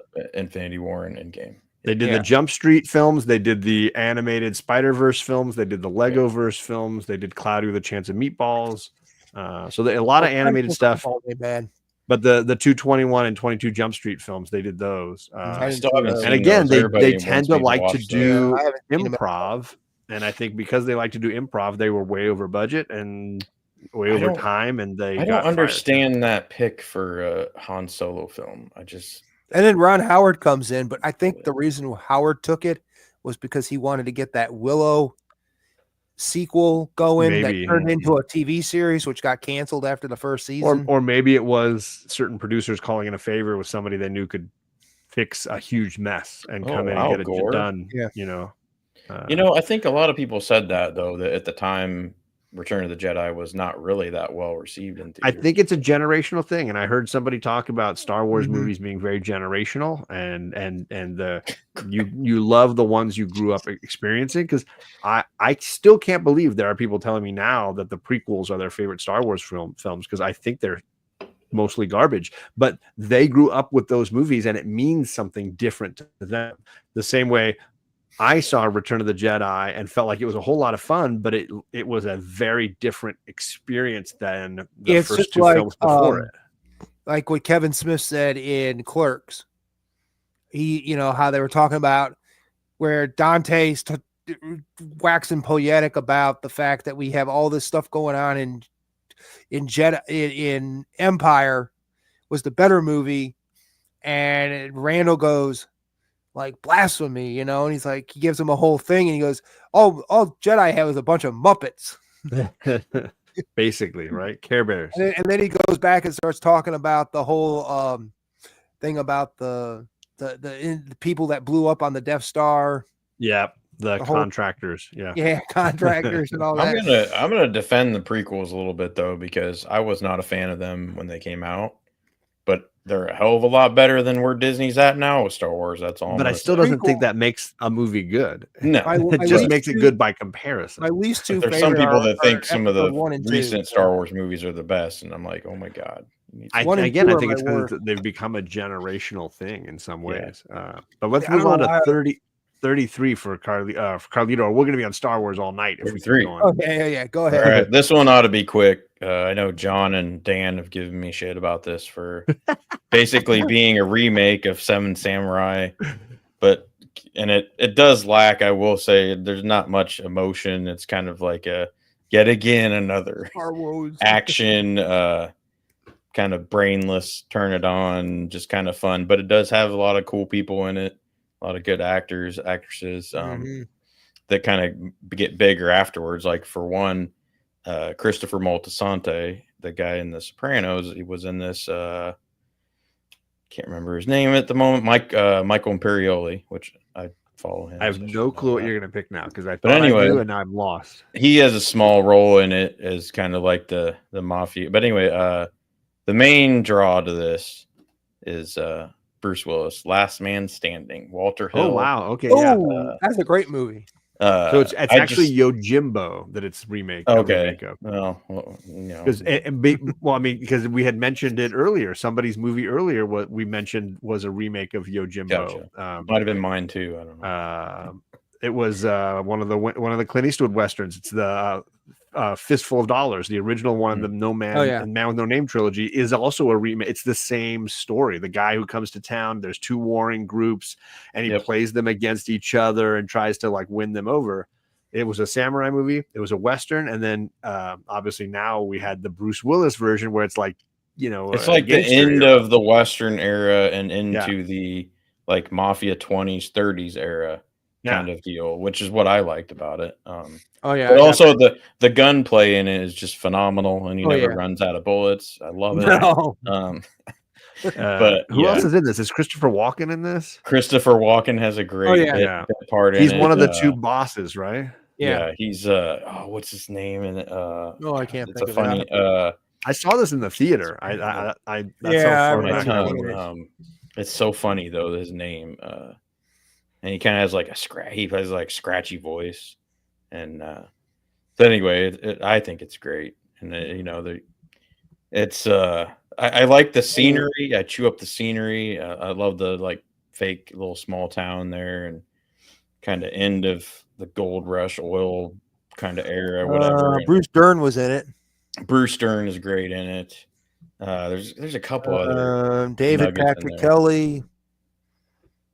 It's funny. I tried searching it, and it's like there are so many movies and TV shows called Last Man Standing. I know. I got the one you usually get is the comedy. I gave up. Last Man Standing or whatever. Yeah, I know. I got that one from Fox. I was like, wrong one. Not the right one. Yeah, Chris, it definitely does. It's William Sandberg. It's one that I think kind of for Bruce Willis always flies under the radar with everybody. I'll bring it up when people were talking Bruce Willis, and they'll be like, "Oh, I don't think I've seen that one, or I don't remember that one." And so I kind of like that. It's very entertaining, but my frustration is definitely that it's a remake. That it feels like the same movie. In fact, I think I told you that when Sergio Leone made the spaghetti western with Eastwood, they got sued by Kurosawa, and he basically won and took almost all the money they made from that movie. He wrote a letter to them saying, "I loved your movie. It was a great movie. It was my movie though. So right, I'm going to sue your ass now." And he totally won. And which is why the later films, they bear no resemblance to his films. Yeah. And I like the soundtrack too, which I own. He stole my idea. It's a score. It's kind of got like an old timey. I don't know. It's a weird mixture of sounds, but I'm pretty sure Oh, Walter yeah. Hill did that too. But Okay. yeah, it's great. Yeah, the It's- Warriors is good too. I think this and the Warriors are probably my two favorites he did. But I mean, it's a very visually interesting film. I love the gangster look. I love when you the feel like action you're is in really the well desert shot. and like it's hot and like you're dehydrated and sweaty and Yeah. like, you can taste the dust and I don't know. It just it kind of brings you into that world a little bit. But yeah, he just drives in the beginning. I mean, and then yeah, you think about it. Yeah, it's really great. I like it. I enjoy Walter it. Hill, great director. Yeah, Yeah, I mean, he's I an think so. icon. Yeah, major filmmaker. I could watch that like pretty much any time of the year. So All right, well, I'm gonna go with my number 33. Back to the 80s. We've had a lot of good 80s movies, and this is one of my other favorite Christmas time action movies. It's Lethal Weapon. I'm a big fan of this movie. definitely a Christmas movie. Shane Black is a phenomenal writer. I know he Oh, burned yeah, a great couple of movie. bridges with his Iron Man movie, but I don't care because this movie is freaking tastic. Iron Man 2 or 3, he was He 3 was not great. no. he 1 was absolutely great. 2 was good. 3 he not so much. crushed this, and at the time, it was the highest amount of money anybody had ever paid for a screenplay. Wow. He wrote it in college, and it was a bidding war, and he got something like $1 million in the late 80s just for this script. And then they had to pay him for the sequels. All the sequels he gets money for. And then he ended up selling several other screenplays like Long Kiss Goodnight and what was the Long Kiss Goodnight was the one with Gina Davis and Sam Jackson. Oh yeah, I remember that. Yeah. And he sold these. Oh, and the Last Boy Scout that Bruce Willis did. Oh yeah, he sold that screenplay. So he sold several other scripts, almost all of them odd couple buddy cop kind of buddy partner stories. Oh yeah, don't get my buddy started on those. And his movies almost always have two characters that don't want to be stuck together at Christmas time dealing with violence. That's like his trope. I mean, Kiss Kiss Bang Bang is the same way, but there's something absolutely perfect about this screenplay and the dialogue and these two performers really just crushing it, and a director who knows how to handle it, and the violence is so raw. Even the ridiculous fight with Gary Busey at the end, where it's like, why are they letting these guys just fight on the lawn? When he's fighting them in the yard and the sprinklers. It's so ridiculous on rewatch, but it works so well. You just buy into it. Absolutely, like top-notch entertainment. It still doesn't catch the second one with the ending with the on the tanker. The guy and he goes, "Your diplomatic immunity has been revoked." Yeah, that's the guy. Yeah. I will say though, Grand Theft Auto stole from the second movie where they took down the stilt house with the with the truck cable, the tow cable. They did that in Grand Theft Auto. I'm like, hey, that's from Lethal Weapon. Was that in the first one when he was that the first one where he's running through the or that's the second one, where he's running through the street barefoot with the that's machine the first gun? one. No, that's when he's escaped from the torture and he's got the machine gun and he's trying to chase Gary Busey's car down the freeway. It's definitely 10 times better than Tango and Cash. Way better than Tango. That's a funny joke. Not so much. But yeah, Lethal Weapon, it's just phenomenal. It's a lot of fun. Really well written. Third one was great. I like them all. I can enjoy all of them, but I know that none of them are at the level of this one. Still waiting for number 5 to come out. Much like most number 5 is sequels. coming out soon, I hope. I'm sure it'll come at some point. But I know that they had issues because Richard Donner passed away, and he had done all the other films. But number 4, I actually got to rank that movie when we went into the theater. They gave us everybody. You got like a preview screening of it or something? Really? I guess it was one of those things we went to. It was either United Artists or AMC. I can't remember which one we were in. Me and my buddy went, and they handed everybody a sheet when we walked in to see it. And we were like, okay. So everybody got a sheet, and you had to tell, like, they had like 5 or 6 questions on there, and you had to like answer the questions, like what you thought of the movie, and we handed it back to them. And that we were just like, I've never done that before. But it was really good. But the people in front of us brought like a little kid. So the little kid was like, maybe that's an R-rated movie. Yeah, maybe like 2 years old. Like it was like you couldn't find a babysitter for the kid. or what? This is a huge compliment from Gore. If you don't know, they call a movie if it's a comic book written by Jason Aaron, Ed Brubaker, drawn by Steve Dillon or Garth Ennis. That's a huge. He is dropping. He's name dropping there. Who's the guy? Phillips, Sean Phillips. Yes, who works with Brubaker all the time. Yeah. All right, that takes us to Matt's number 33. We're 33. We're going back. We're going all the way back to the Wayback Machine. We're going all the way back to black and white. Ooh. Pre-1999. Oh my God. I think this is our only black and white movie so far tonight. All the way back to the days of the original monster movies. Ooh. Dracula. Ooh, Bela Lugosi. Wow. Which he's not my favorite Dracula. No, it is the other guy. Gary Oldman? No. Christopher Lee. Oh, yeah. Who played him the most times. But the most iconic guy who only played him twice, that's what I found out, was Bela Lugosi. Only played him twice. Really? And everybody's took that from him, and it was like years apart, so many years apart. Right. Because he did that movie, he did White Zombie, which gave you the band White Zombie. Okay. He's such a fan of that. So, and horror. Do you own this movie on a DVD or Blu-ray or anything, Matt? Yes.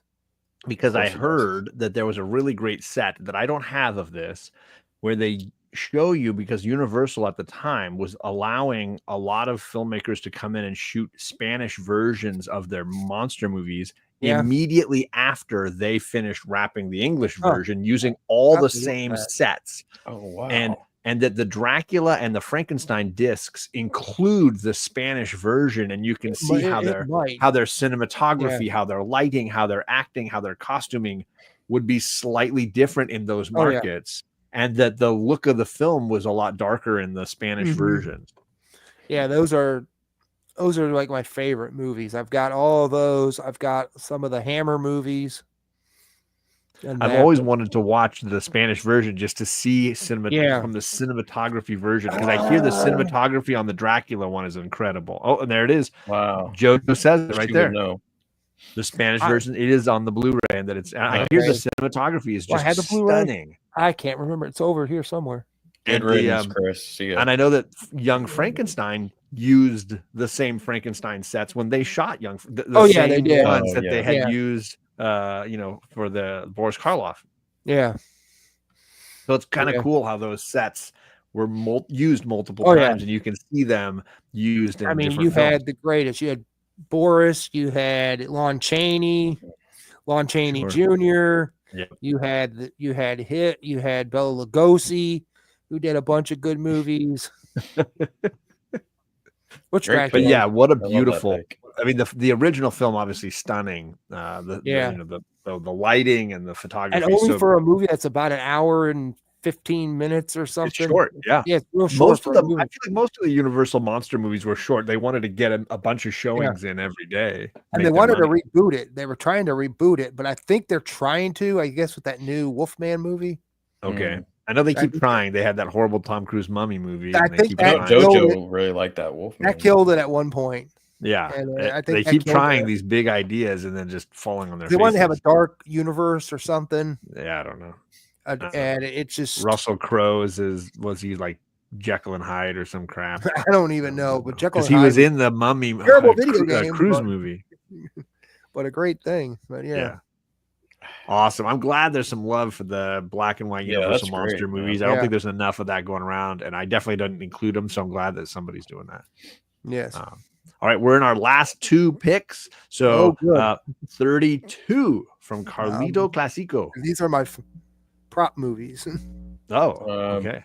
Or keeping on the theme of like kind of horror-ish vibes, sort of, but also comic book related. Ooh. I know John's not going to like that. However, it's not a superhero, so it should get a pass. But it stars Neo from The Matrix and Rachel Weisz, Constantine. Oh, okay. My favorite. I remember that. I don't know why. Maybe it's just a Keanu Reeves thing, but okay. I think he plays well. Also, though, the guy that plays the devil or Satan in it, Lucifer.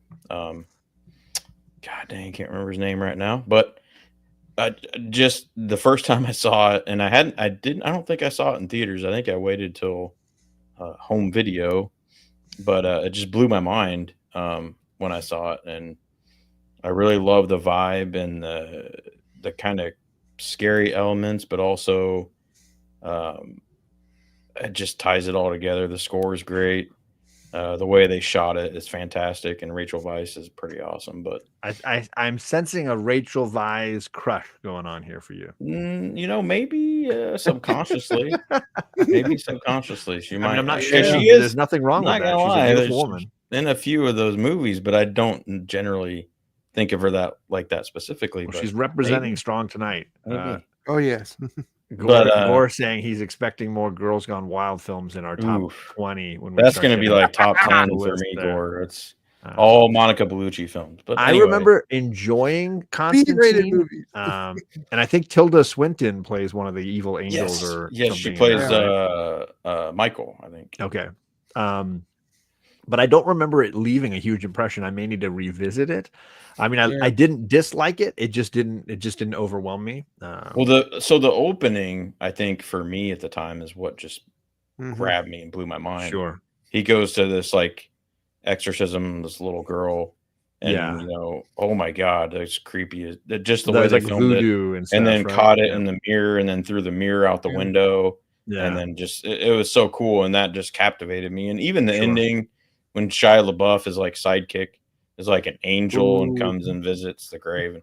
I'm still waiting on Constantine 2, which Keanu says is in the works. He says he wants to make it happen. But I hope he does. I hope he does. But isn't Constantine, what was it, close to the movie, close to the comic? The movie's not really that close to the comic. Not super close, but So the TV show was more close. The TV show was definitely way closer. That's what I thought.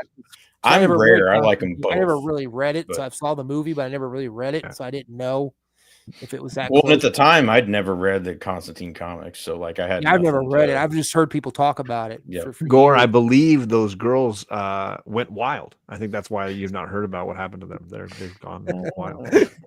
What was? So yeah, and I can't wait for the sequel. Come on, Keanu. Yeah, I think I would love the chance for him to revisit the character. I hope they bring Tilda Swinton back too. He keeps talking about doing stuff like that, but he keeps doing John Wick. Well, he's got to make enough money that he can cash his check on anything he wants, I guess. I do want to see that Ana de Armas. What are they gonna? But is DC gonna let him do that since since they're rebooting all the DC stuff? I think they would be happy to have. I think Keanu, as long as they could afford Keanu. I think the new C-level CEOs and stuff at DC have a different mindset than before. I think they're gonna have their universe, but then they're also gonna have Elseworld stuff instead of like back in the day it was dumb. Like you couldn't have Deathstroke in a movie because he's on the TV show. So then you kill him off the TV show.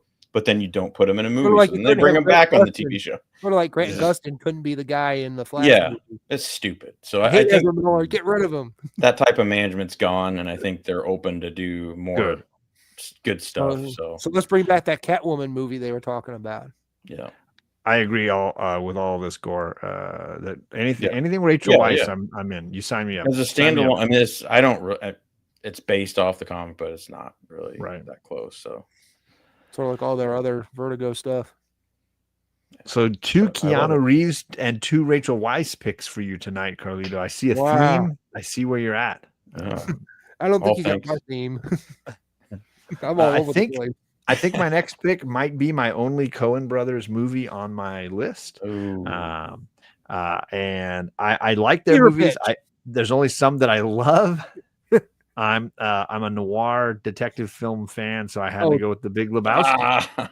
I love it. It's a movie that I can rewatch again and again and again. I think it's really meticulously planned. It's Raymond Chandler on pot. It's really like got clever things that it's doing as far as story, and the performances. So many memorable quality Great. performances from, Steve Buscemi and John Turturro in these tiny little roles.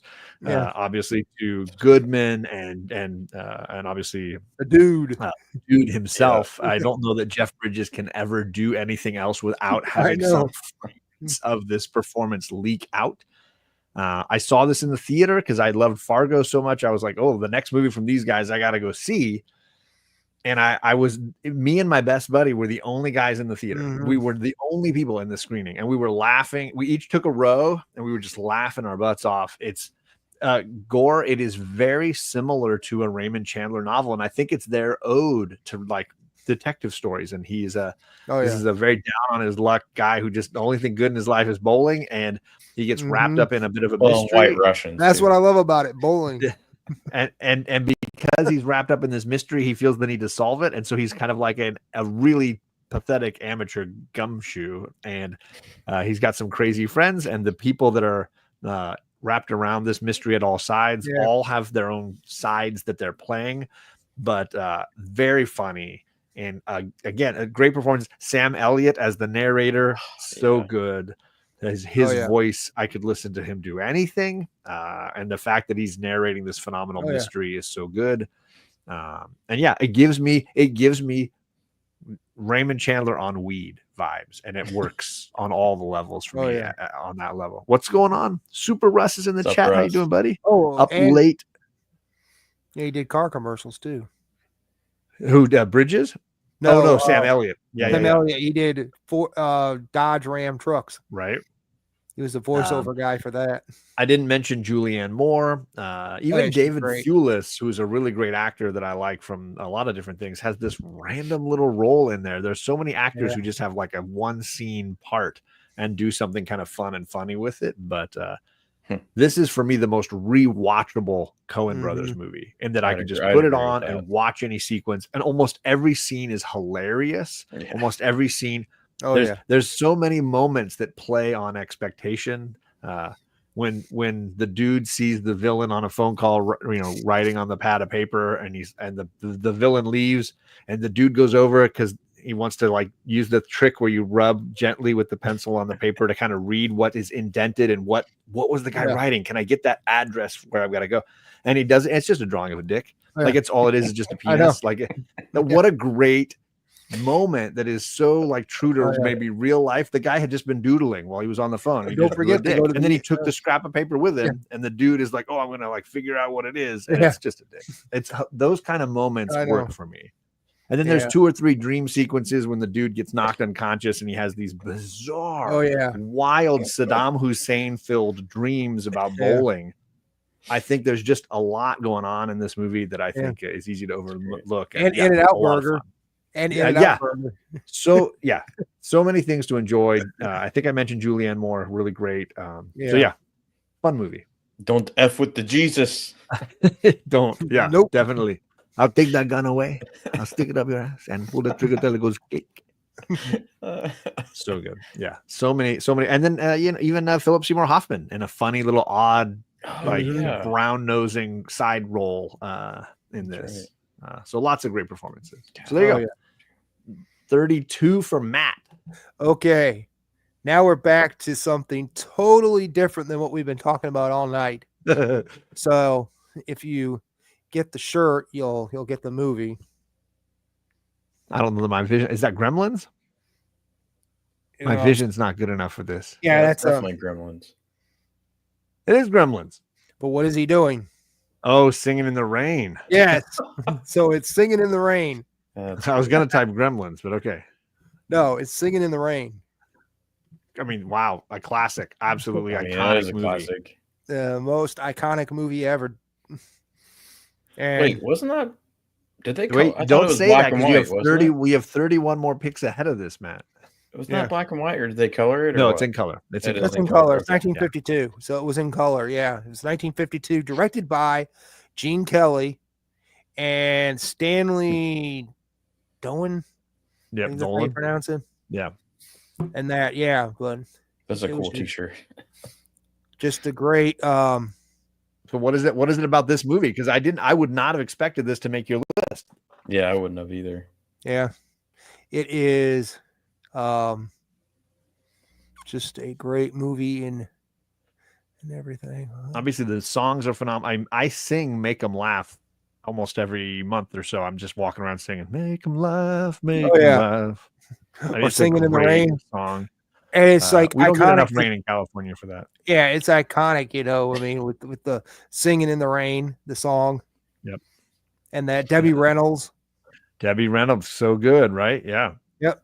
Princess Leia's mom, Carrie Fisher. Good morning. Yeah. But also like a great ode to the history of filmmaking, because it's Oh, yeah. discussing the end of the silent era and the beginning of the talkie era Yeah. of film and what it did to the Hollywood mold and how that changed filmmaking. So there's a wonderful history of cinema. Oh yeah, and I get that, play. and I love that because getting all that kind of like the old time movies from my grandparents on my mom's side.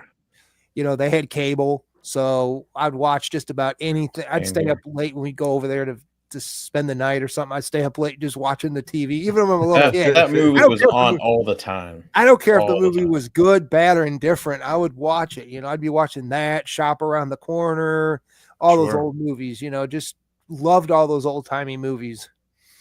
And that was just one of them that stuck with me out of that era. That was one of the better movies that I actually could get into. And musicals, you know, most of the time people go, oh yeah, musicals, they're terrible. But then you really think about it, every animated Disney movie is pretty much a musical. Tell him. Yeah, you know? and he was a very macho guy, Gene Kelly. Absolutely, and he a great dancer. He made dancing cool for sure. Yeah, him and Fred Astaire. Yeah, I was thinking Fred Astaire, man. Fred Astaire, Gene Kelly, Bing Crosby. Yeah, Danny Kaye. Yes, Danny Kaye, so good. And like when he's running up the wall and flipping, and so he makes that. I hated all this stuff till I was about 35. Gotta hit it the right time. Gotta hit it when you can, buddy. This is an iconic movie, and if anybody's ever missed it and says, "Oh, I don't like musicals," whatever, you got to give this a shot. A shot. It is like with Wizard of Oz or what have you. This is a movie that sort of transcends that. Oh yeah, and it's in and becomes something bigger and better. Yeah, American movie classic. I guess they consider it the film industry's top 100 greatest movies. Oh, for sure. So they consider this one of their top the AFI. That's the AFI. I think any list of the most culturally significant movies ever made, this is a top 10 every time. Yeah, every time. It is that iconic. So way better than Grease. That's all I'm gonna say. I mean, the only musical I think that's on this level that gets the same amount of love is probably Wizard of Oz. Like I just, at that level, that a musical, but it's okay. Here's the reason. Here's how Carlito convinces his brain. He says, "I don't like musicals," but then you list all the musicals. He's like, "Yeah, but those aren't musicals." Fair. Yeah, fair assessment. I mean, La La Land. Come on, there you go. I mean, that one's definitely a musical. West Side Story, I think, is also one that often gets thrown in the same kind of. And don't forget, Spielberg did the remake. I haven't seen that. Is it any good? I haven't seen that yet either. I don't know. I haven't seen it either. I've heard it was good, but it's just something. Oh, and then we had there is gore. It's deep down in there. I mean, other musicals. I mean, I could throw in a bunch of musicals. But I'm just saying, there are very few, if any, movies at the level of Singing in the Rain. And for me, it's this and Wizard of Oz and maybe West Side Story that are at that level of like transcending the genre of musical, but also being historically significant to cinema. I mean, Fiddler on the Roof would be another one I could have threw in there. Yeah. That's and then obviously you get into, like Carlito saying, your animated films, right? That would qualify potentially. Yeah, a lot of them. Yeah, a ton. Yeah, I didn't Great say pick, that. Matt. Matt said that. Great pick. That was a great pick. All right, so we're on our last one of the night. One more trip around the horn. Carlito with his number 31. Who's gonna win the? So. I mistakenly earlier said I only had one Michael Bay film. This is another one. Okay. It's basically the unofficial last James Bond story for Sean Connery. And it is The Rock. The Rock. Mentioned in the chat. Somebody mentioned it tonight. One of the best soundtracks ever. I rewatched that with my girls to that Hans Zimmer score. Oh, that was a Very great funny. movie. I love Nicolas Cage in this, and Yeah. his banter with Connery is Ridiculous. so good. His girlfriend in that I had a little crush on for a while. Who wouldn't? She's beautiful. I Yeah. can't remember her name, but Rock. just I mean, come on, Ed Harris. Oh yeah. There's a couple annoying actors in there, but like it's still fun. And if Sure. I'm not mistaken, I think Tony Todd was one of the Marine or no. I'm not certain. There's a lot of great actors in it. Obviously, you have David Morse, you have Ed Harris. Yeah, David Morse. Ed Harris is like, but big it's at that fun. time. And then the car chase and the Humvee. Oh, and like right. And then of course Sean Connery's daughter. Oh, I was in love with her for a while too. She's in Just Meet amazing. Joe Black, and Yeah. I can't remember her name. But did Connery like making this movie? I don't think he did, but it doesn't matter. I know that they have him wearing the little like knitted cap to keep him from having to wear his wig for a lot of it. Unofficially, the last appearance is James Bond by Sean Connery. You could argue. You could absolutely argue. I'm gonna stick to that. That's a great YouTube video. Oh, so we're not going to go and never say never again. No. But anyway, yeah, that's all I'm going to say about that. No, that was a peak teenage years for me. So like, it also holds nostalgia for me. It's also a who's who, in my opinion, of character actors. Like so many, like every face you'll be like, oh, I've recognized them from 5-6 other movies. They're really the casting director crushed this and really put top tier people in almost all the parts. But I also think they all gave them parts to play. Michael Behan from so many things like Aliens and whatever. He's leading the SEAL team that is going in at the beginning of the movie. She also did a movie with Charlie Sheen called Navy SEALs. Yeah, and was I think it's John Spencer who is in The West Wing. He plays Womack, the FBI agent who doesn't want to let him out of jail. And so lots of great performances all through it. Really funny. Yeah, it's a fun trip.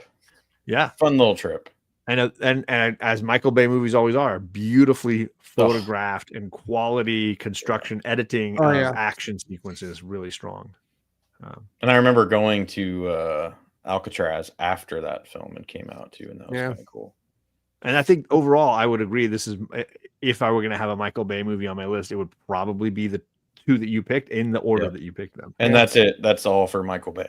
I know, because Michael Bay is like, people call him, they go explosions and boobs. Oh yeah, explosions and make it look beautiful. Yeah, that's it.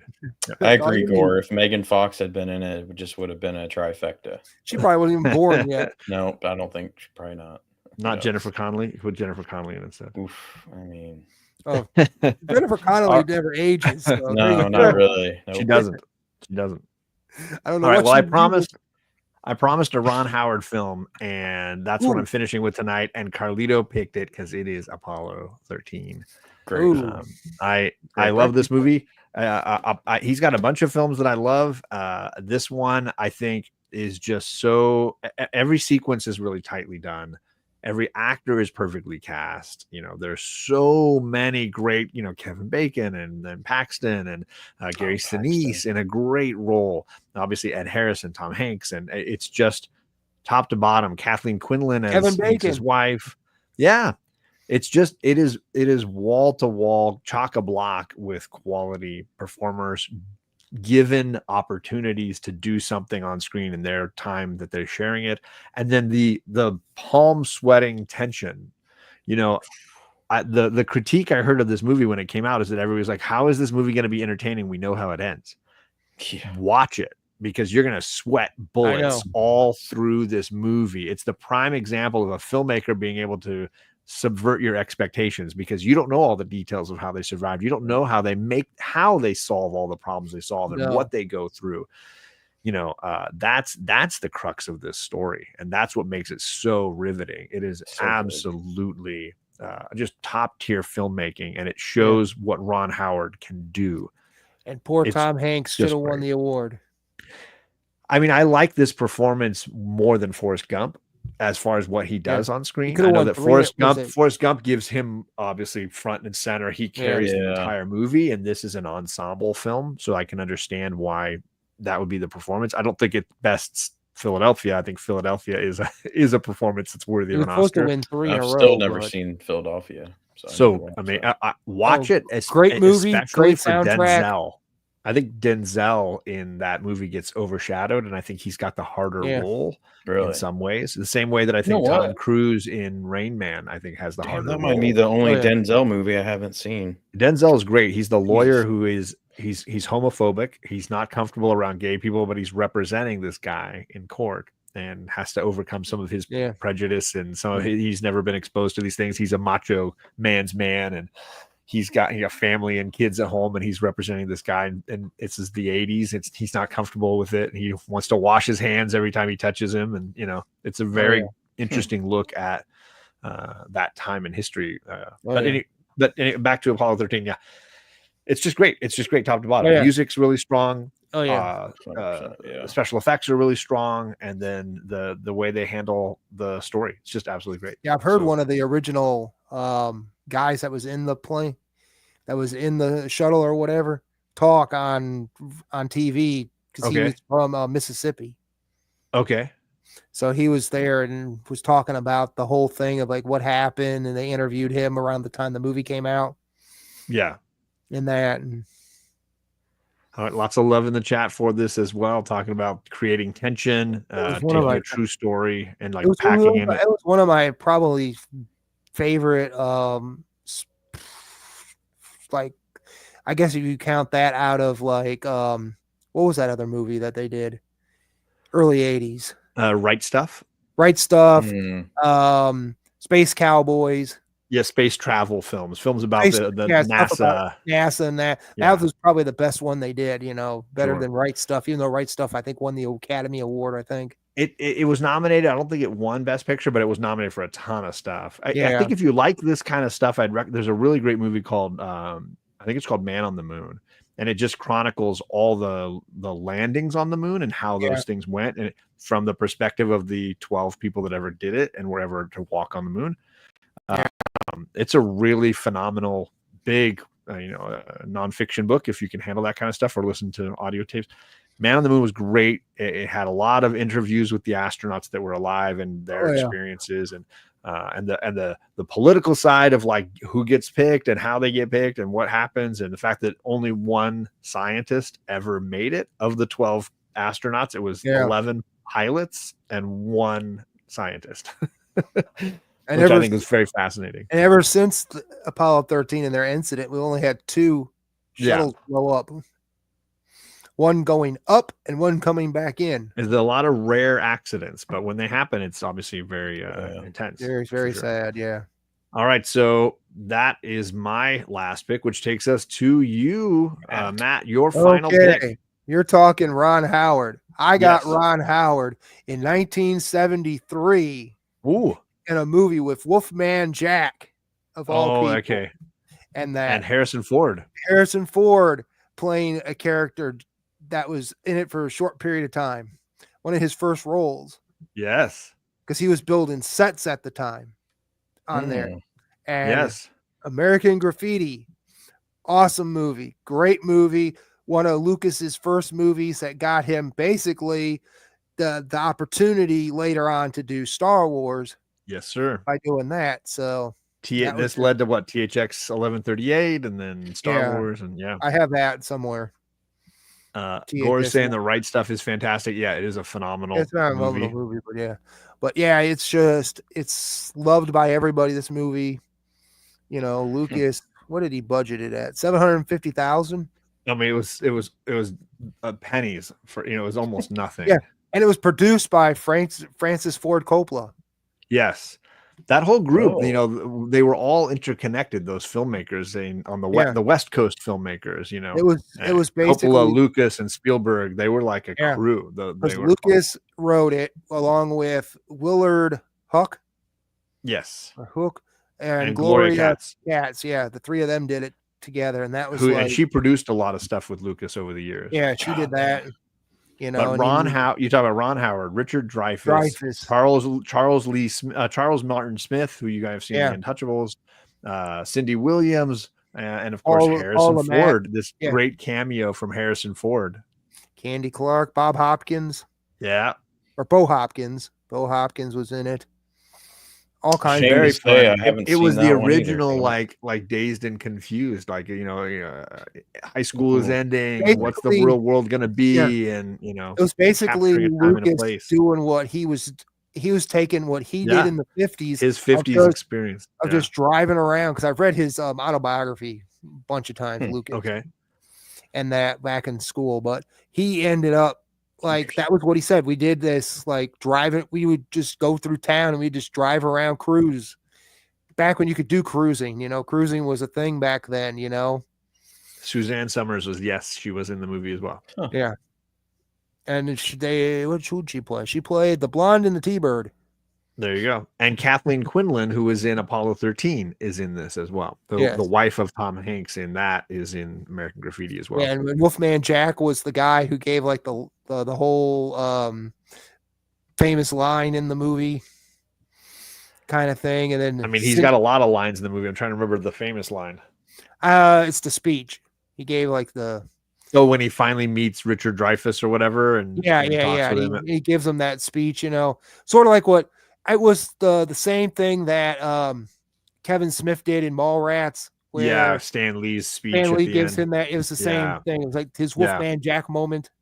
Yeah. So and I mean, he was iconic. A lot of these guys are just like, there's a who's who of what's what, and it basically helped bring in Happy Days.